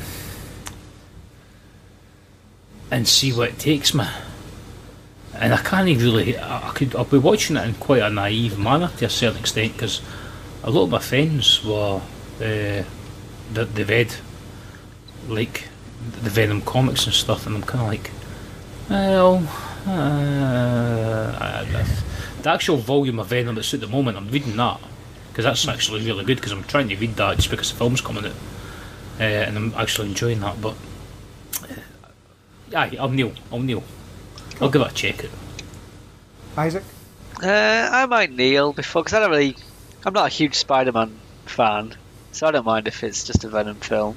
Like, it's not a character I've really read about, or I've seen the like Spider-Man 3 and like the cartoons that you've had on that is in.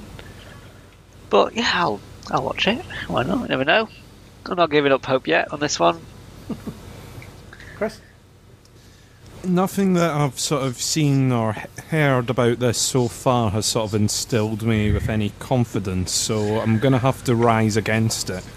I mean, it might surprise me, it might do, but I kind of doubt it. I do like Venom as a character when I sort of read it in the comics, so yeah, I'm hoping it does the character justice, but I'm not going to pin hope on it.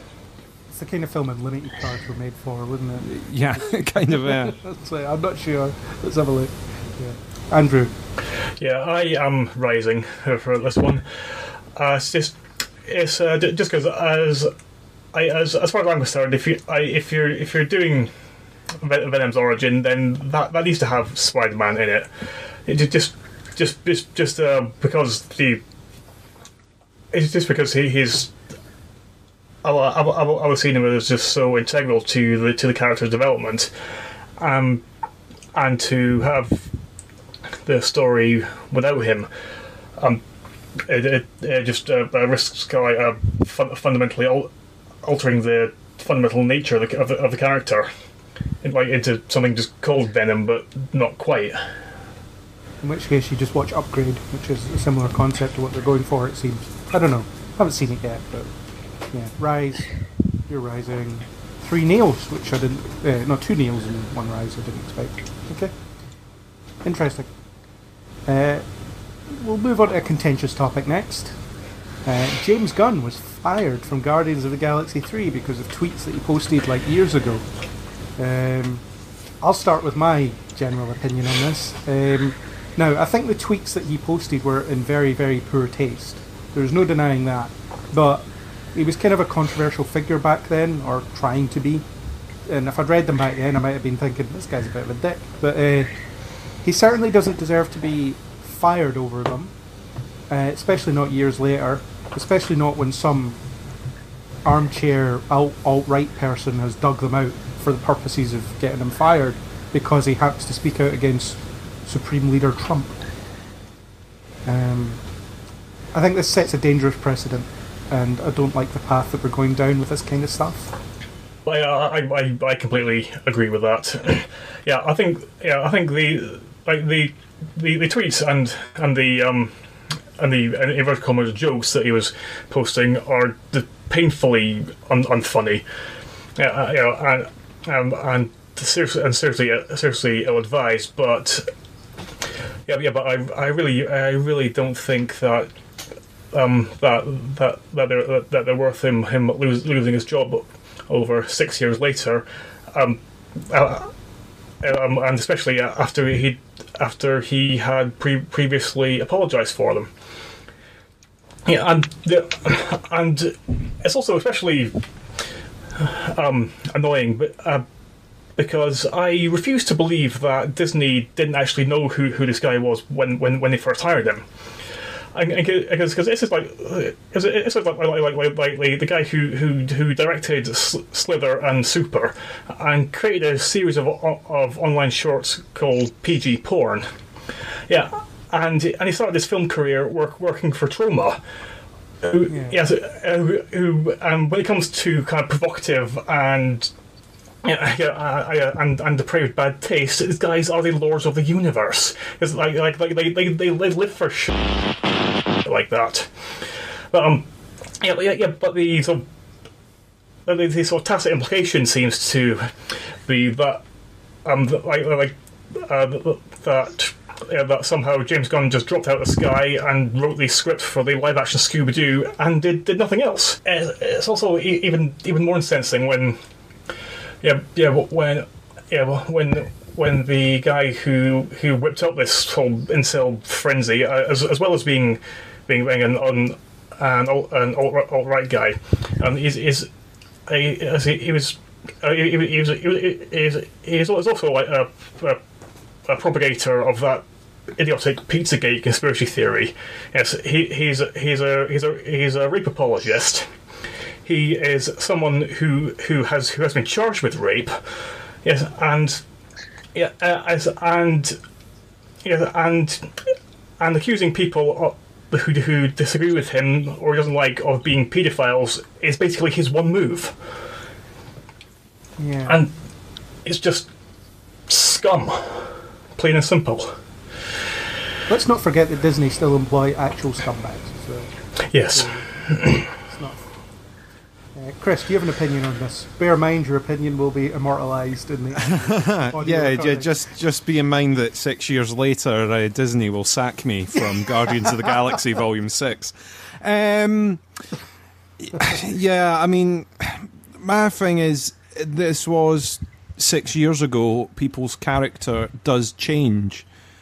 I think we're in this sort of very dangerous age at the moment where a lot of young people are joining social media and things very, very early.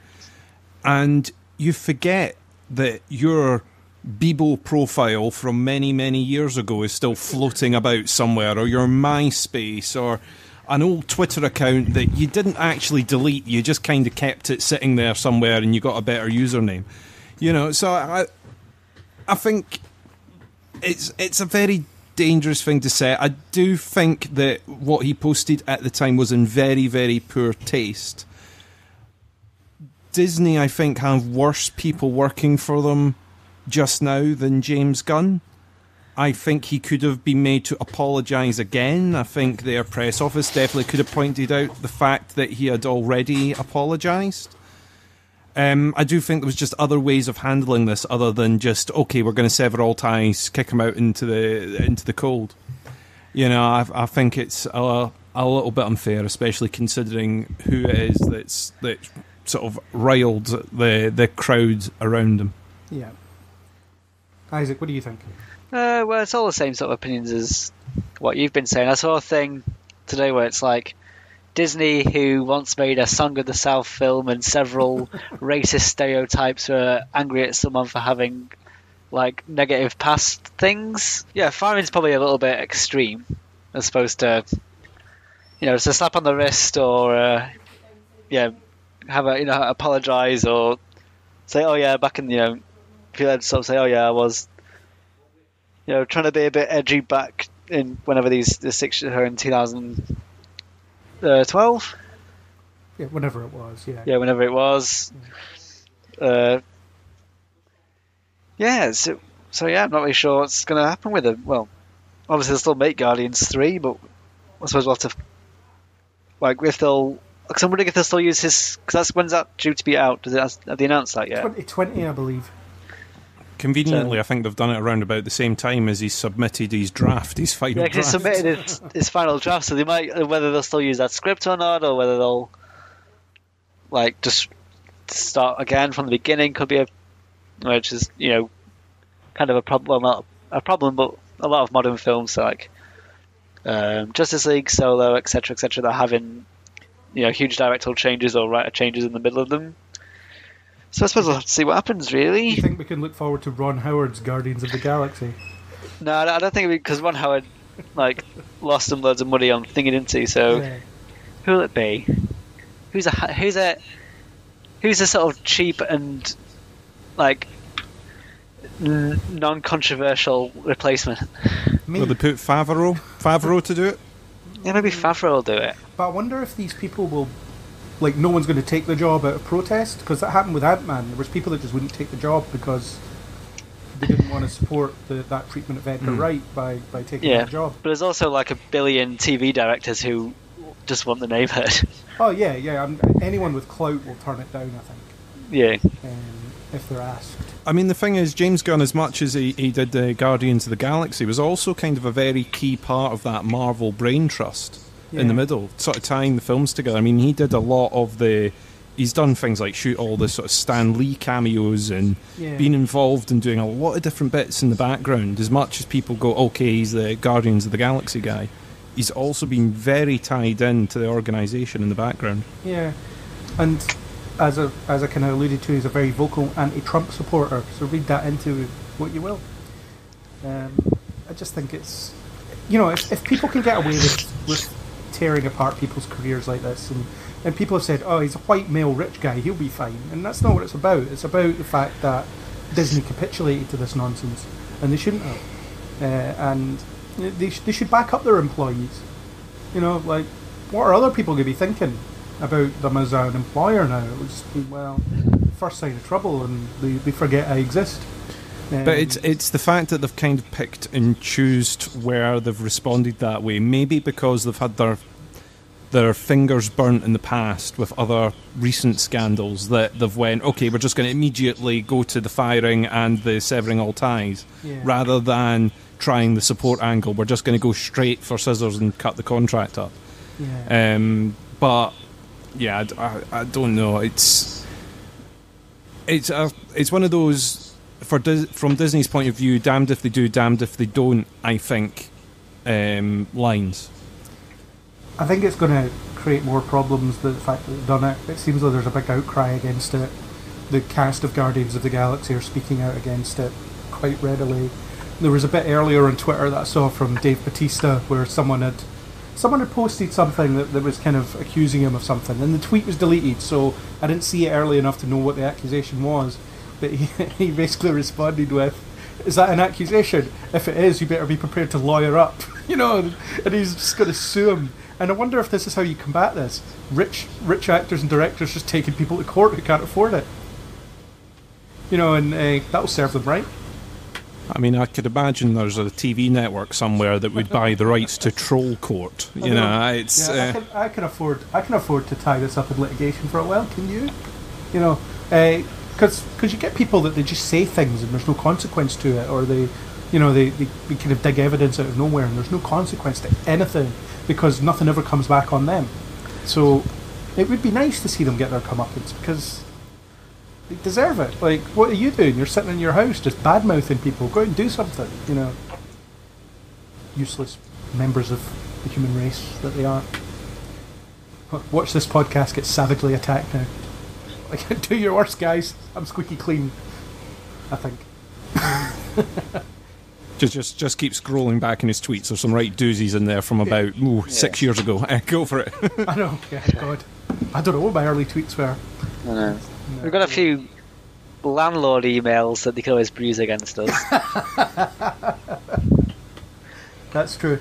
Once they hack my email and they read my landlord email.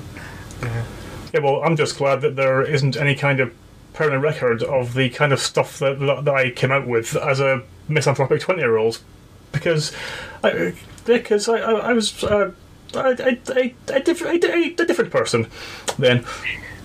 We all were. I mean, like, James Gunn's not the same guy he was 6 years ago. None of us are. Of course we're not. That's how people work. I think Isaac hit the nail on the head, considering some of the stuff that Disney released back in the day, because it was what was done back then. You know, it is very difficult to try and condone it in that way, but yeah, I think... Should we tell them about Walt Disney? Just put it out there. James, what do you think of this whole thing? Listen, you live by the sword, you die by the sword. The guy's an amazing director. I've loved Guardians of the Galaxy 1 and 2. I think the way he's dealt with the situation since it's happened has been quite admirable. Obviously, it's not for me to tell Disney how to run their concerns. As a consumer, it kind of is. Well, yes and no, mate. You know what I mean?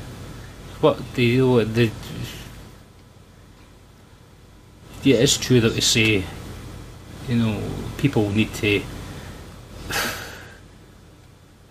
If he's a better person now than what he was when he done it, then that's what we want. We want people to grow and mature and become better people. So if he didn't give people a chance to do that, then what does that really say? Although at the same time he did do it, I find it strange that maybe he done that way back then. So you'd imagine Disney would have roughly knew who he was when they were hiring him. Yeah, that's what we were saying when you were out the room. But yeah, it's dodgy. And it's a funny predicament. Yeah. So I'm going to rise against this. I think it's all kinds of wrong for reasons that are stipulated. I'm guessing the prevailing opinion in the room is rising against. Yeah, I guess so. Probably rise against it. I mean, because Frankie Boyle's one of my favourite comedians, and he's right close to the bone. There's all sorts of comedians that thrive on controversy. Aye, and you think Richard maybe Pryor? He just tried it and it wasn't funny. But maybe James Gunn tried it and it just wasn't funny. Well, he definitely wasn't funny. Yeah, well, not to me. Yeah, I mean, the tweets that he sent out were of very bad taste. But I mean, there's been a few sort of fringe comedians. You know, we're getting ready for the Festival Fringe this year, and there's a lot of fringe comedians that have said if they were judged on jokes that have happened in the past, then none of them would have shows. You know, there'd be no comedians out there that are definitely doing satire, because as soon as sort of different bits and pieces come up, they've quick-fire jokes onto Twitter immediately. Yeah. I think all it's going to rise to is maybe people using these apps to sort of delete their Twitter history after a certain date. You know, delete any tweets. You know. Delete the tweets from over a year ago, you know. Yeah. Fair enough. Yeah, I just thought we should. I didn't really need somebody else to go and rake through my social media, you know, to go and tell me there's times I've probably put my foot in my mouth, because I can tell you the now I have. There you go. I've saved you the time and the hassle. Yeah. I apologise for every inflammatory thing I've ever said ever. Well, I don't apologise for everything. Some of it was work. Aye. I saw it probably could be a bit, I thought. Okay. Shall we move on? I just thought we'd address it, get an opinion out there, stir up some controversy, you know. Next up, we'll just talk about Iron Fist very quickly. Season 2, 40-odd second teaser, where he fights some guys in an alley. Looks like he's picking up where he left off in Defenders, being the new Daredevil. Looks alright. Typhoid Mary is going to be the villain this season, played by Alice Eve, and I really like Alice Eve for more reasons than the obvious. I think she's a really good actor, really smart person based on interviews I've seen, so I'm looking forward to this. I think it could be good. Let's see. Let's Neil before. Yeah, let's do it. Neil before. I've not seen anything for this one actually. But I suppose, as long as he, fights more drunk people. How was he in Defenders? Was he any better? Much better. Oh, that's good then. So yeah, if it's just, Kung Fu, glowy hands versus, just loads of more people to punch around and stuff. Then again, it's Netflix, it might be padded. Is it 13 episodes? Did they announce? Yeah. So it's already 3 episodes too long. Yeah, it's already a few too long. In some cases, 4 or 5. Yeah.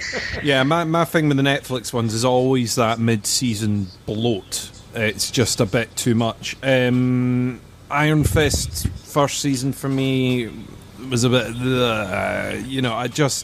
a lot of the Marvel Netflix stuff of late for me has just been very slow burn or just not really engaging. So yeah, I would need to rise against this one. I think I don't think it's going to win me over the immortal Iron Fist. Cool. Andrew, what do you think? Well, I was very surprised that Iron Fist actually got a second season, just given how negative a reception the first one got. But that said, I am hopeful that they've learned from the mistakes that they made in that first film. Yeah, and as you say, Alice Eve is a great actor, and I'm quite looking forward to seeing her playing a villain. Yeah. So for this, I will be kneeling. Cool. James? I'll kneel. I'll watch it. First season, I think first season was just as bad as what everybody made out. Wasn't it the best at all the Marvel Netflix, but it was alright. It was worth the while. Definitely Defenders was a bit better in it. I liked his cameo in Luke Cage, so aye, I'm up for it. I haven't seen Luke Cage season 2 yet, but yeah, I'm aware he's in it at some point. Yeah. Cool. That's pretty much unanimous deal before then. Apart from Chris, who's reluctant. Cool. Last Marvel thing. It's not really a Marvel thing, it's more of a Fox thing, but I put it under the Marvel umbrella. The Gifted, season 2. I think it looks alright. Polarity's hair is a bit more green than it was last season. It looks like there's a lot more action in it. They're building up the kind of Brotherhood of Mutants stuff.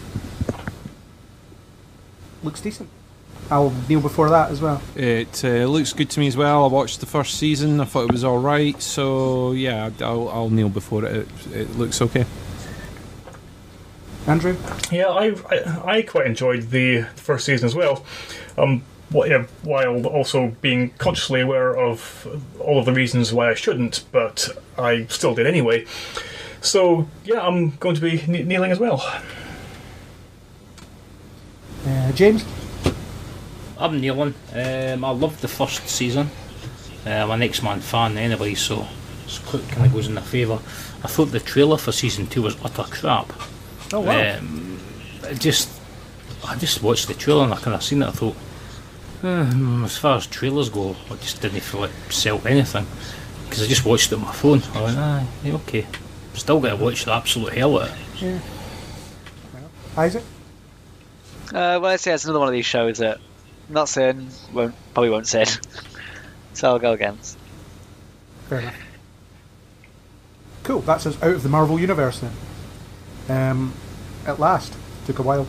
DC and Marvel. So, I reckon, based on the time, I think just pick a few from the kind of other side of it and then we'll discuss a couple of things briefly. Let's start with Godzilla, King of the Monsters.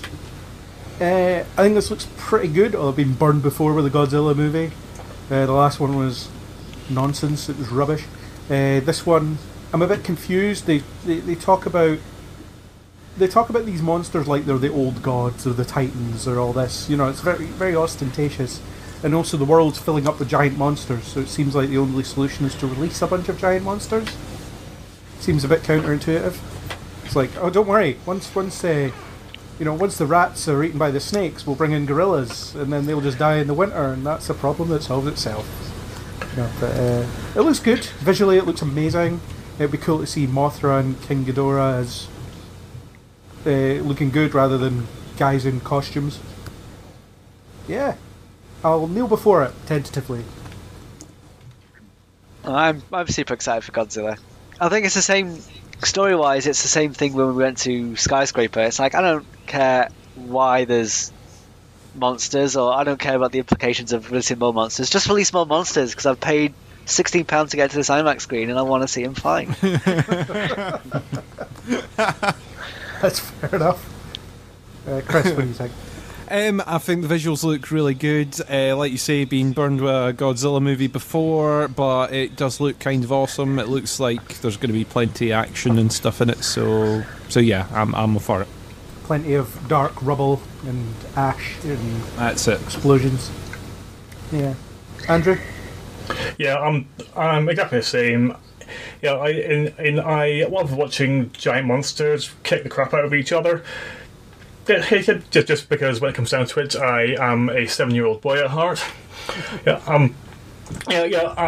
and I've always had a soft spot for King Ghidorah, like from the Japanese movies. Yeah, and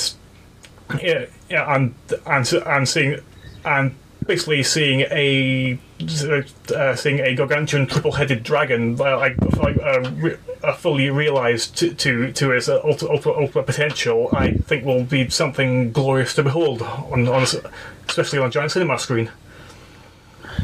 Yeah. James? I think I really care, to be honest with you. Is this related to any of the previous films that has been hinted at, like Skull Island? It was hinted yeah, it's set in the same universe as Skull Island and Godzilla, the first Godzilla movie, and I think that's been it. It's one of those cinematic universe that works because they don't seem to care about it being a cinematic universe. But they still exist within the same universe. Yeah.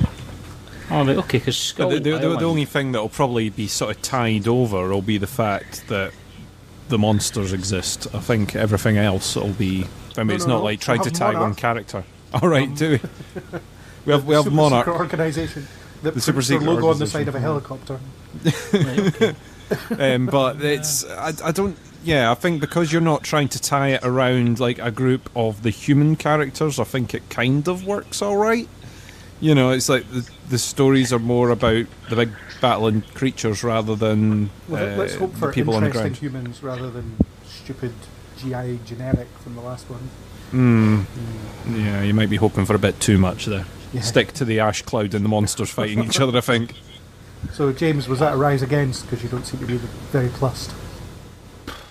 I'd say I've got no problem with it existing. If it comes along sometime to watch, then I might get it. Skull Island was quite enjoyable, but I was never really excited about it until I watched it. I enjoyed it from start to finish, so this will probably be the same. I'll say rise against it because I'm not going to go out my way to watch it or anything like that, but if it's TV viewing or something like that, then fine. Fair one. Yeah. Next up is my personal Comic-Con highlight, that Star Trek Discovery trailer. Looks amazing. I like Anson Mount as Captain Pike. A much better job for him than Black Bolt, one hopes. He gets to speak this time, which really helps. And it seems by the trailer he just won't shut up. So maybe that's a response to Black Bolt. I want to talk a lot in this one. It looks like the tone is a lot lighter than last season. It looks like they're really diving into the spirit of adventure that I always loved about Star Trek. You know, you've got that line in the trailer just before the music kicks in where Pike says, "This signal's beyond anything we understand. Let's go take a look." It looks like modern classic Star Trek, and I could not be more hyped. Neil before completely, just cannot wait. And apparently Pike is in most of the season.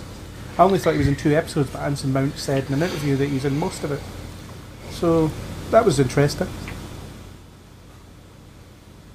So, my excitement is hopefully infectious. Andrew, what do you think of it? Yeah, I'm the same.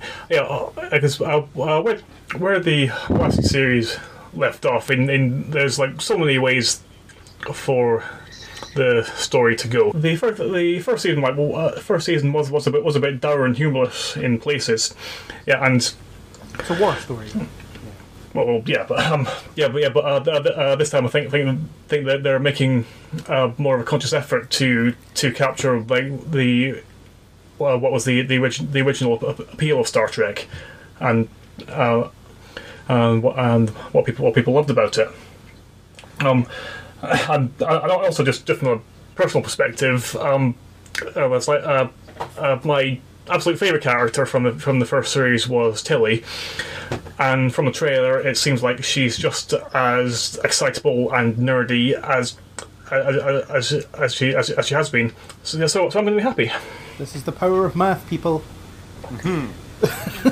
I really enjoyed the first season of Discovery, as recorded on this podcast. Several times over, I think, from trailer through to end of season. So yeah, I think this looks great. I really liked where it left off at the end of the last season. Really looking forward to seeing it. I kind of like the idea of the little 15-minute shorts that they were talking about as well. I'm interested to see what they're going to do with them. Apparently there's a couple of characters that are getting a little sort of 15 minutes focus before the debut next year. So I wonder if it'll be the bridge crew as well, because we didn't see a lot of them last season.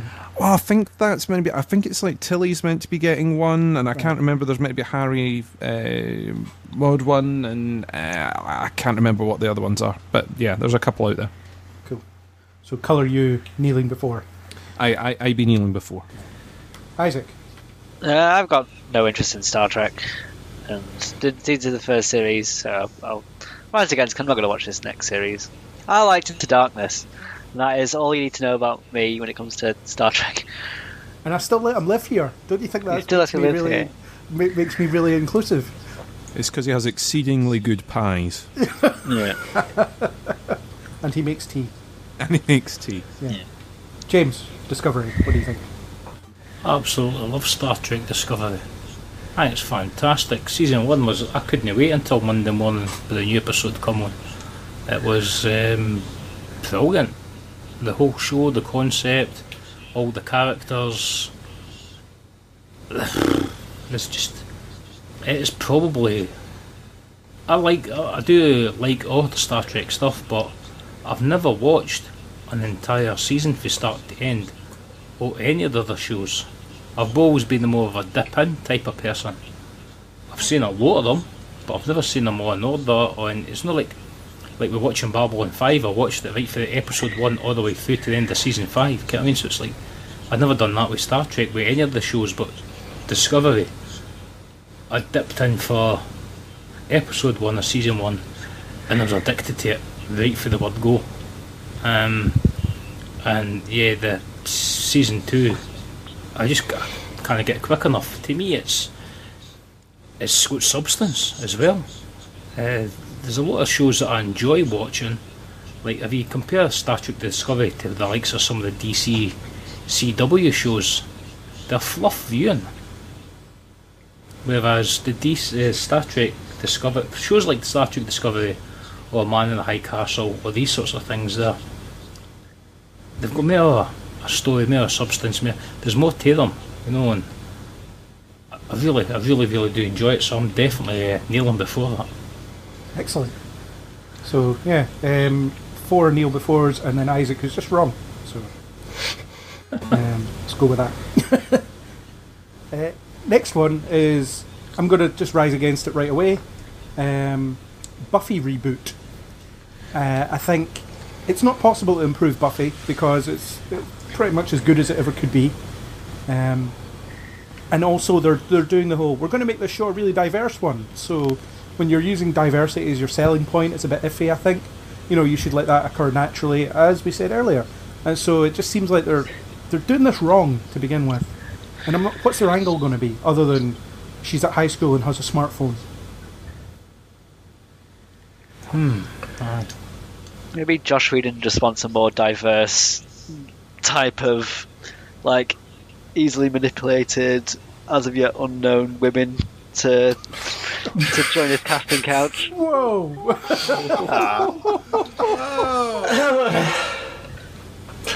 As totally not your lawyer. Totally not my lawyer, but I can't stand Josh Whedon. Clearly. This is going to get you sacked from Squirrel Girl 2 in about 6 years' time. Oh no. Oh well. Yeah, okay.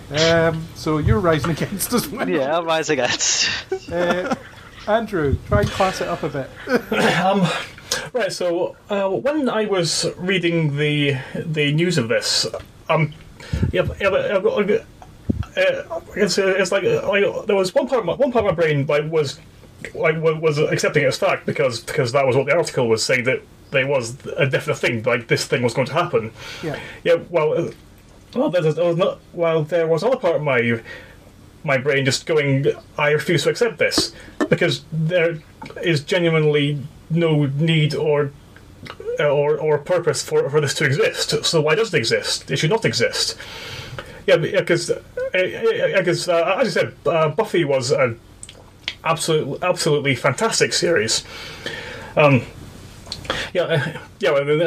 really the only bits that could really have been improved was some of the season 6 low points. But overall, like it is an iconic piece of television, and to basically just do it all over again, it just seems to me to be completely redundant, and especially after such a comparatively short length of time since it finished. So I am rising against this. So I've been rewatching Buffy and Angel, and arguably things like The Flash, Arrow, etc. wouldn't exist without Buffy. You know, in that kind of format. Just the kind of serialised but episodic thing that Buffy made popular, you know, like just by existing. And it's way, way better than all of them.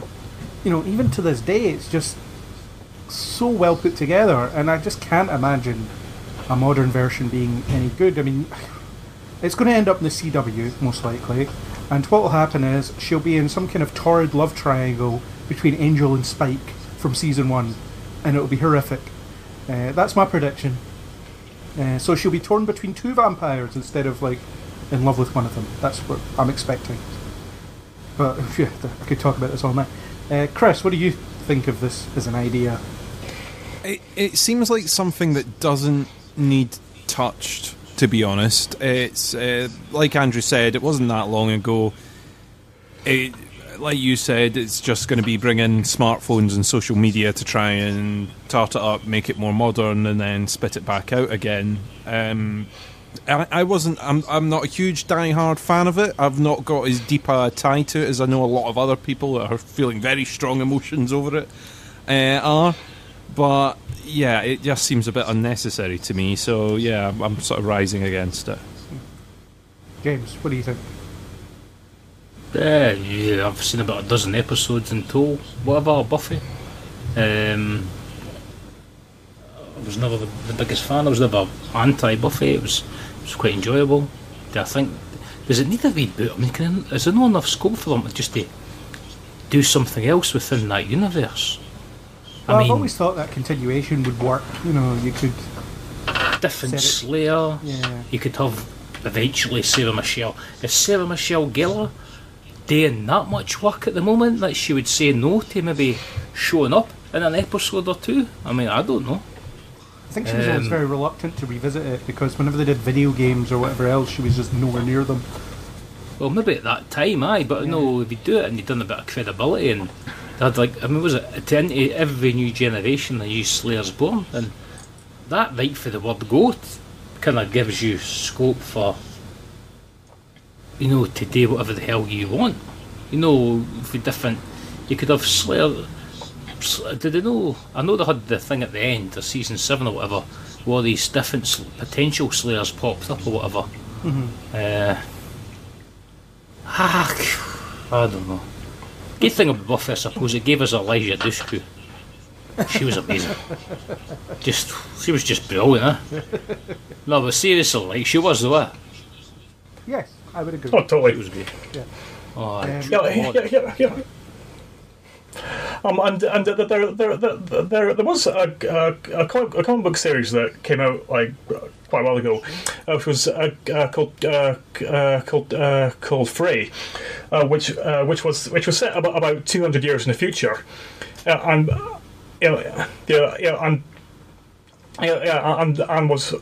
was about a Slayer who was called then, but in but in this like far future sci-fi setting. And also her watcher was a demon, and the Slayer girl herself, Malaka, was a thief. Yeah, and that was absolutely brilliant. It was a really short series. It was like I think it was only about 7 or 8 issues. But if they did like a TV series adaptation of that, I mean, I thought that'd be brilliant. Or just, like expand the universe rather than restart it, I think. Because, it was a brilliantly, intricately built universe with all these rules and everything just tying together quite nicely. And, it's a shame just not to dip into that again and just start it all over again. So, can't get behind this at all. But it's the done thing now. Charmed is coming back with, a new, conceptually newish idea. Roswell High is getting its reboot, which looks dreadful, and so on. So I think it's inevitable. Or Sabrina on Netflix, that's another one. I don't think it's a sitcom this time. Wow. Sums it up, really. That says it all. So Buffy reboot. Are we all against it? Yeah. I think so. Yeah. Mm-hmm. Cool. Fair enough. Let's move on to Doctor Who. They released about 40 seconds of a teaser, and there was another 40-second one that was released like last week or something. I have to be clear here. I'm specifically meaning this about this trailer. I'm going to rise against it. I don't think it's a very good trailer. I haven't been impressed with the marketing for this new Doctor Who so far. I'm interested to see what they do with it. The first female Doctor, that's great. I caught a little bit of the panel on YouTube, and they showed this kind of reaction videos from all these fans across the world, and it's just this is why they're doing it, because there's a bunch of young women who are really excited by this, and I'm excited to see what they do with a new gender Doctor, but the marketing hasn't been good so far.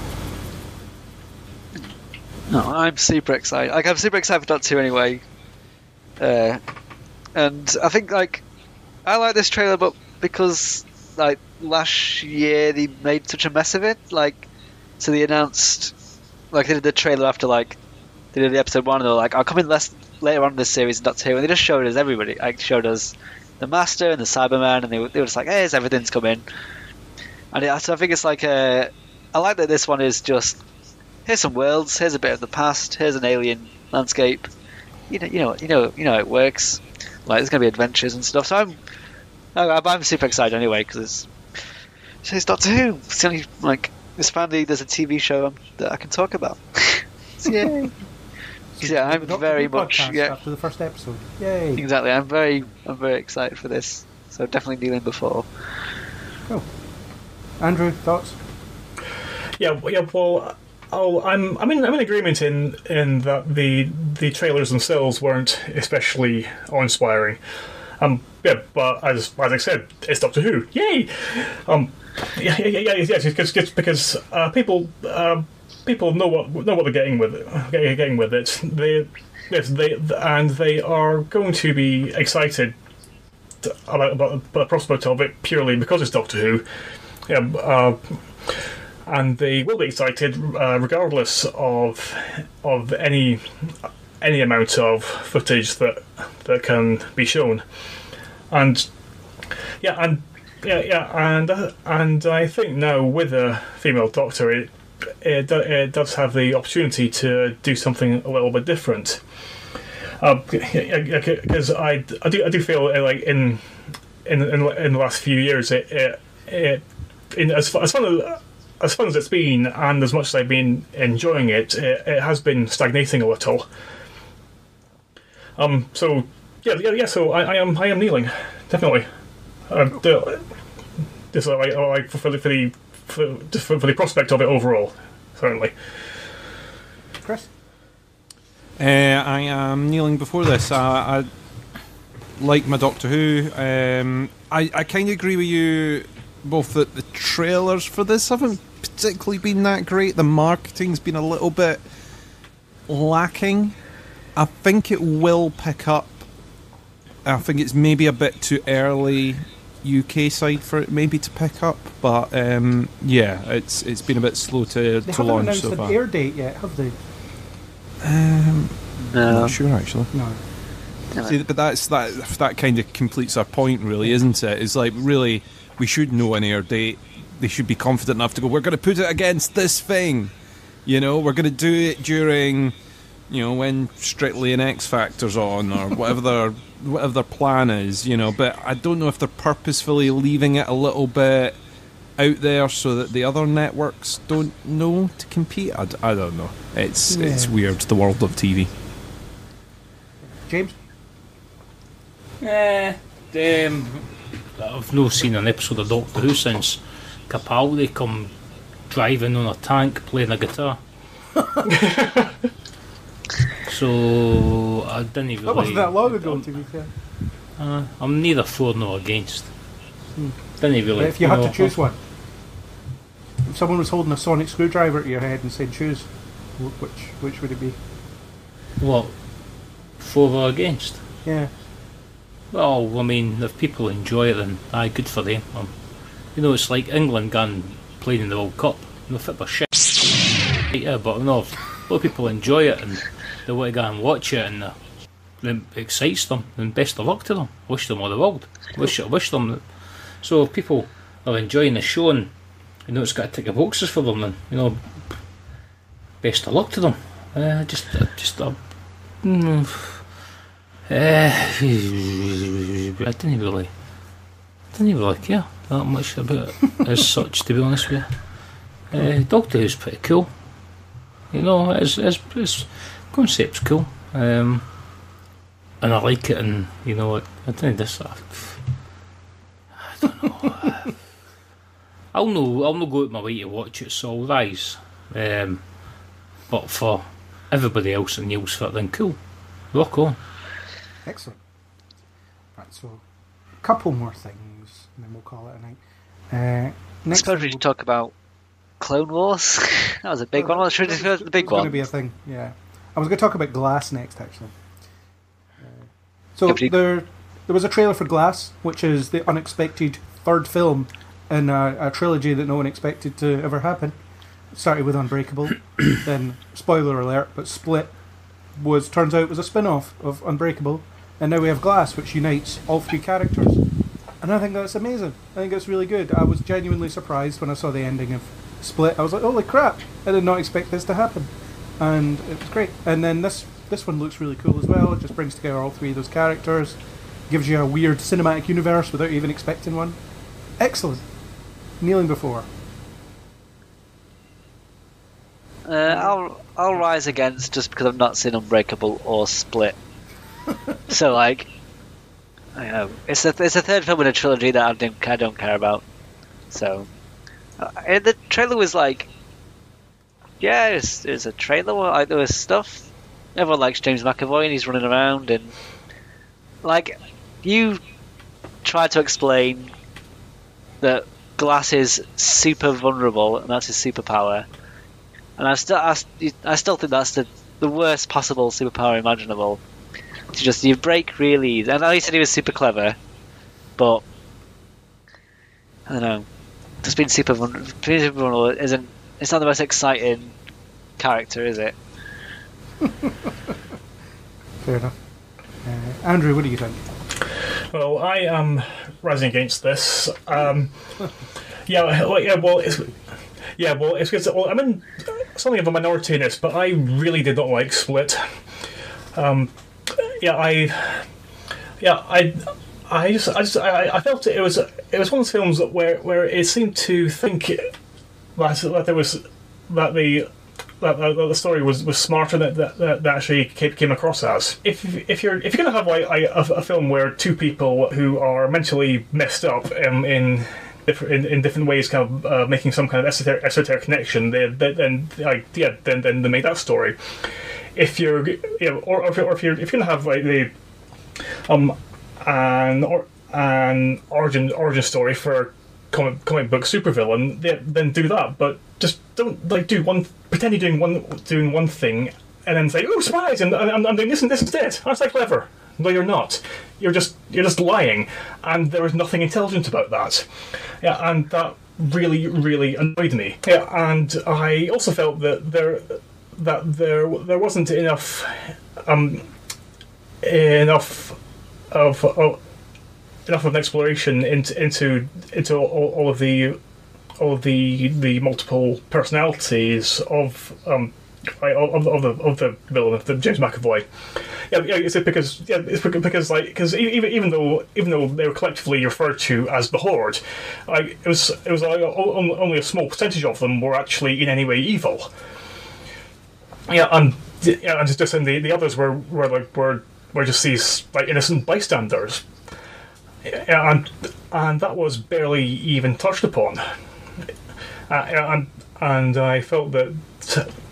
Actually, having a look at that had the potential to have made a much more interesting story.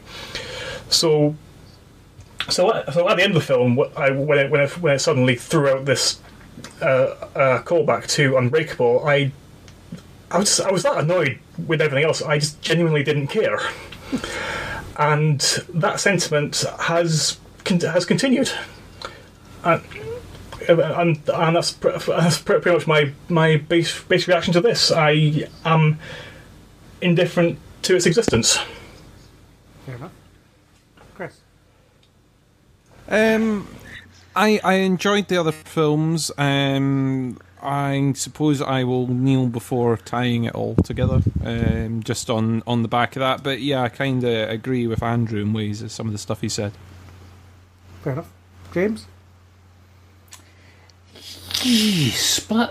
I would have agreed with Andrew right up until I thought when I was watching Split, I thought maybe it is trying to be more clever than what it was. Right up until the reveal at the end, and I went, "Oh my god, that's bloody amazing!" I thought, "Oh right, okay, this is continuing Unbreakable." Unbreakable for me was an amazing film. It's very good. And the Split to me, watching it, I watched it. And I never got the urge to turn it off when I was watching it, but it didn't really, draw me in the same way Unbreakable did. But the payoff at the end, everything just fell into place, and I thought, oh wow. And the idea of somebody being a comic book character, super character, or whatever type of character, with like multiple personality disorders, not entirely new as such, because like Crazy Jane for the Doom Patrol, who got Morrison's thing with, that was a character who had something like 60 odd personalities, and each of them was different. So it kind of works. It does work for me. I've got like a previous experience of that. Who's that? The Multiple Man. His copies would go and live their own lives and stuff sometimes. You talking about Jamie Maddox? Yeah. Aye, to a lesser extent, because they were different bodies almost, whereas these different personalities actually exist within the one person. But to bring it all back and to see it, we're getting like the Part 3 glass coming, and was it like yourself, Isaac? You were saying that to be like Samuel L. Jackson's sort of character, overly vulnerable, and that it is a hell of a hindrance, but I think the magnitude of what his psyche is supposed to work on, the level that his mentality is. So I we'll see what the third film is like. I'm up for it. I'll kneel to it. I'm definitely going to go out my way to watch it. I'll pay money, watch it at the cinema. Pay actual money. Amazing. Actual real money. Yeah. So there was a big surprise at Comic-Con. The Clone Wars, Star Wars The Clone Wars, is coming back for a final season on the Disney streaming service. Another bloody streaming service. I'm pretty amped for this. I loved Clone Wars, for the most part. Episodes about Jar Jar and the Gungans notwithstanding.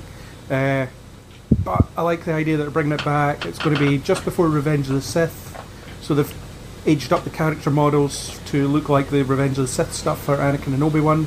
Ahsoka's back, if that means anything to anyone. Kneeling before, amazing. Can't wait. Andrew?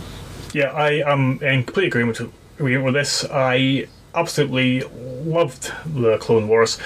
And I was really frustrated when it got prematurely cancelled before I had a chance to properly end. I am most excited about Ahsoka coming back again, because I think she is an absolutely brilliant character. I remember watching a panel a while ago, and where the showrunner for Clone Wars, is it Dave Filoni? He was explaining like the ultimate character arc which he had planned out for Ahsoka. And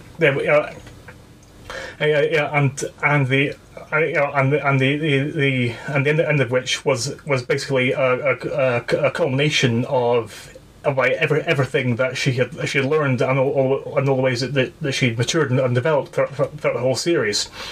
And then listen to this. Ashley Eckstein, who voices Ahsoka, she was actually moved to tears by it because she was just so emotional, and so the prospect of seeing that playing out on screen is one that I am very excited about and cannot wait to see. Yeah, cool. Chris, do you have an opinion? You guys, every time I speak to you about Clone Wars, convince me that I should go and watch it, and I still haven't. I really need to sort of go off and watch it at some point. It's one of those things every time we speak about it. Think about it, it's brilliantly diverse, because you can have episodes about the clones, episodes about the Jedi, episodes about Padme doing stuff, episodes about, unfortunately, Jar Jar and the Gungans. You know, you get everything, and you're not going to like it all, but you'll like some of it. I don't know. See, I've either got to go with my rule that I said earlier on, where I've not watched it, therefore I have no opinion, therefore I rise against. But I think there'll be a full-blown revolt. So I will kneel before this one, I think. Isaac? I enjoyed the Mon Calamari ones and the ones with the bounty ghosts. I did like some weirdy one. There was ones with the three ghosts. And there was a dark side ghost and a good side ghost. Yeah. And the Mon Calamari ones. And I can't remember. Oh, when Jar Jar Binks takes on General Grievous, I think, in one of them. I'm like, that was fun. So I'll watch these. These will be fun. As long as there's more weird stuff, then yeah, great. So yeah, I'll rise before. No, what are we doing? Kneel before. Yeah, James, do you have an opinion on Clone Wars?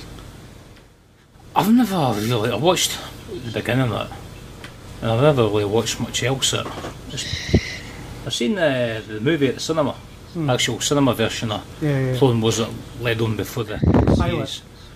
Aye, that was all good.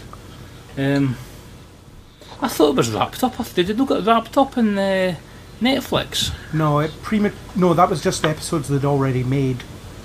Right. That they just released.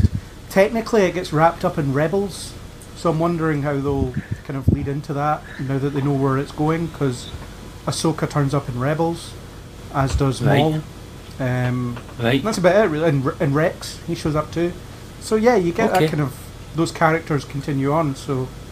I suppose the end of it will be them heading off to wherever they want to go for Rebels, maybe? Right. So anyway, this could play into, I know Star Wars Resistance set like 60 years afterwards, but they could be all young characters who are now old characters in that, and I guess merge all these worlds together, I guess. I don't know how old Ahsoka gets, you know? And how long did Twi'leks live for? Yeah, exactly, just have no idea. So yeah, it's all to play for. But this will wrap it up. When they finish it off, it'll be, this is it, we're done. This is the end. This is now Revenge of the Sith, which is their end point. I guess. Maybe they should remake Revenge of the Sith, but in Clone Wars. Wouldn't that be cool? Make it good this time. This is the new canon, guys. Forget about the old one. That's wishing for too much, I think, unfortunately. But yeah, I'm amped. So we'll do two more things very quickly. Fantastic Beasts: The Crimes of Grindelwald. I'm going to rise against this. I think it's going to suck. Purely because the first one sucked, and I don't think that J.K. Rowling's a good screenwriter. She may be a good novelist, depending on your opinion, but writing a screenplay and writing a novel are two different things, and she can't really do the latter. The first one is just this formless, structureless piece of trash with boring characters, except one, and doesn't really go anywhere, and I feel like this one could be the same, so nah, thumbs down, rise against. I'm quite excited for this one. I just watched Fantastic Beasts 1, but there's been two trailers so far, haven't they, for this one? It looks fun. It looks like a just around Christmas magical adventure. Maybe because this one's got more focus on like Hogwarts. I'm sort of more interested because I really like the Harry Potter books and the films and stuff. So I didn't really, when it was like, "How we're going to America," I was like, okay, whatever. But now these trailers have sort of swayed me over. So I'll kneel before these. I'll go watch The Crimes of Grindelwald. Andrew, any thoughts? Yeah, I am rising against this. I really don't rate J.K. Rowling very very highly as a writer. I mean, the Harry Potter books are tediously derivative. There's barely a single original idea in the entire saga, and as you mentioned, she really has absolutely no skill as a screenwriter. Yes, and I felt the first Fantastic Beasts was like a tedious, plodding mess of a story. With like an incoherent structure that barely seems to go anywhere, and I'm pretty sure this will be more of the same. Yeah. Chris? The first one didn't really do anything for me. I'm not particularly excited to see this one. It seems that they kind of went, okay, what worked in the other ones? Oh, we had school and Hogwarts, and we need all the stuff that's familiar to fans because we didn't really do that the last time. All right, let's just put everything back in that we used to have. So yeah, I'm going to rise against this one, I think. Also, this one looks like it's a lot more Johnny Depp in it, which no thanks. James, do you have a thought? I've not seen the first one. I'll not see this one. You're a Sither. You're very, very nice. Or Neil. There's Nate. So definitive. It's not. I'm just kind of different. Everyone loves a binary. You know what I mean? But you want me to give you a right definitive answer. You're like, yep. That's the challenge. I'm arguing for meh to be included in the option, so you can rise, Neil, or just stand there and go, nah. And yeah, because that was I had to wait till Aquaman before I had anything that in. So a lot of it was, a lot of these were this digital option, and yeah, it needs to be a third option, which is like, what? No. Binary. That's what it's all about. Yeah. I've watched one Harry Potter film. I've seen Harry Potter and the Philosopher's Stone, and I quite kind of enjoyed that. It was alright. And then I didn't even really care about the rest of it. But I didn't care. I just couldn't be bothered watching it. I didn't read the books, didn't watch it. It's one of those things that a lot of people like, so fair play. Fantastic Beasts, I don't know. I'm not really interested in it, and I'll probably will not watch it. It's not that I'll watch it if I get a chance. I just probably will not watch it. Yeah, fair enough. So I think the last thing that I'm going to bring up. I was going to say, because you have put the Orville on the list 3 times, so I think someone wants to talk about the Orville. It is on a lot. That was after Andrew told me it wasn't on the list. Well, that's because it wasn't for the one you sent me. There's the Orville 2, and the Orville Season 2. Orville teaser, yeah. So I think we're talking about the Orville. I hate that duck. I like the Orville Season 1. It's by no means perfect. It's kind of watchable, it's passable, it passes the time. I think Season 2 will be more of the same. I kind of wish Seth MacFarlane wasn't in it, because he's a bit of a charisma vacuum. Just, like someone else could be leading this show and be doing it well. Especially when you've got Adrian Palicki sitting next to him. She's very good. He's not so good. So, stick to the voices, Seth, whatever. But it's alright. I'll kneel before it. I think it's going to be watchable, as the last one was. Yeah, I'm going to be kneeling before this as well. I really, really enjoyed the first series. I have read that this season is going to have less attempts at humour in it. It's going to be more of a straight up drama. Which I think will work better because I did enjoy some of the comedic moments that the first series had. Yeah, but it also left the tone of the whole thing seeming a bit inconsistent. Yeah, I agree there.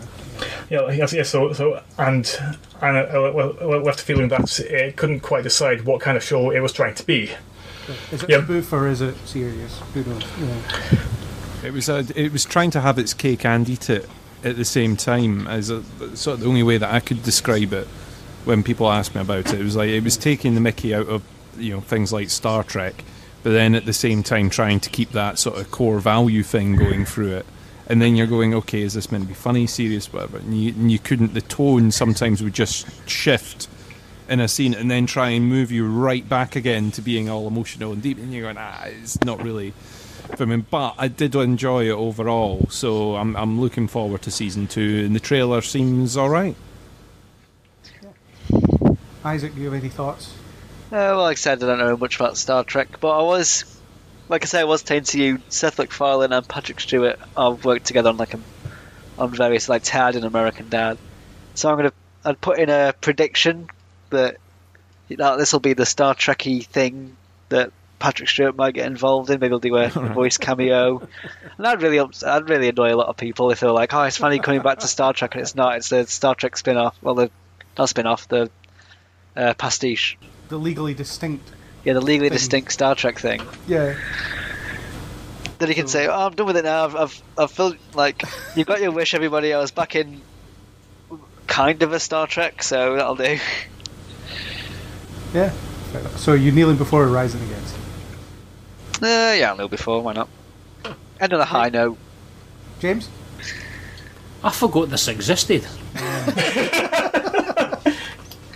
No, but seriously, I enjoy it, and I've watched the first 2 or 3 episodes.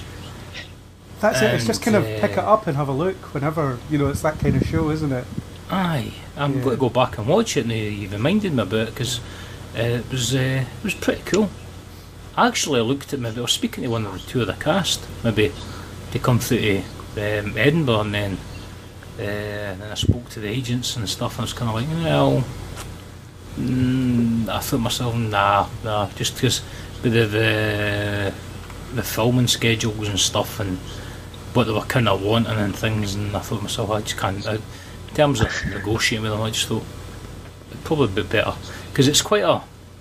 After watching it, and like I'm saying, I forgot it existed. It's kind of. I suppose it could be. You basically what you've said is the reasons why I've kind of. Not really bothered too much with it as such. We're thinking, I thought it was going to be this Orville thing. I thought, oh right, you could get some guests for the Orville to Edinburgh. I thought nobody's really done anything like that, and it was kind of a bit like lukewarm. I thought it's not really got to sell tickets sort of thing, and that's all I had to think about it in that sense. But I'll kneel to it. I'll watch it. When I don't know. Cool. Nice unanimous one to end on. Of course, we haven't covered everything that Edinburgh Comic Con has to offer, but Edinburgh Comic Con? Well, we certainly haven't done that. We haven't covered everything that San Diego Comic Con had to offer, unfortunately, because there's just so bloody much of it. There's other stuff we could talk about, but we've been here long enough. I think we've covered the main stuff that at least some of us are interested in. Isaac? I would like to thank you all for joining me for a long discussion and reawakening the podcast after a month slumber. Thanks for having us. Well, and James, thanks for guesting once again. It's been good to have you back. Oh, cool. Oh, no, thank you. Thank you. Isaac, thanks for being in and joining. Yeah. Chris, thanks as always. You're welcome. Andrew, pleasure as always. Yes. I feel refreshed and arisen. Good. That's what we want. And on that note, it's a goodbye from me. No. Yep. Bye. And it's definitely goodbye from him. He's gone. He's left. There we go. That was our discussion on San Diego Comic-Con 2018. Thanks to YouTuber nstens1117 for the supplied music. If you like what you heard, hit that subscribe button on iTunes, YouTube, or any major podcasting app. iTunes users, please leave us a star rating and a written review to show us the love. If you want to talk to us about the content discussed here or anything else that pops into your head, then you can find us on Facebook and Twitter under Kneel Before Blog, or you can leave us comments on kneelbeforeblog.co.uk. As always, we hope you'll join us on the next Kneel Before Pod.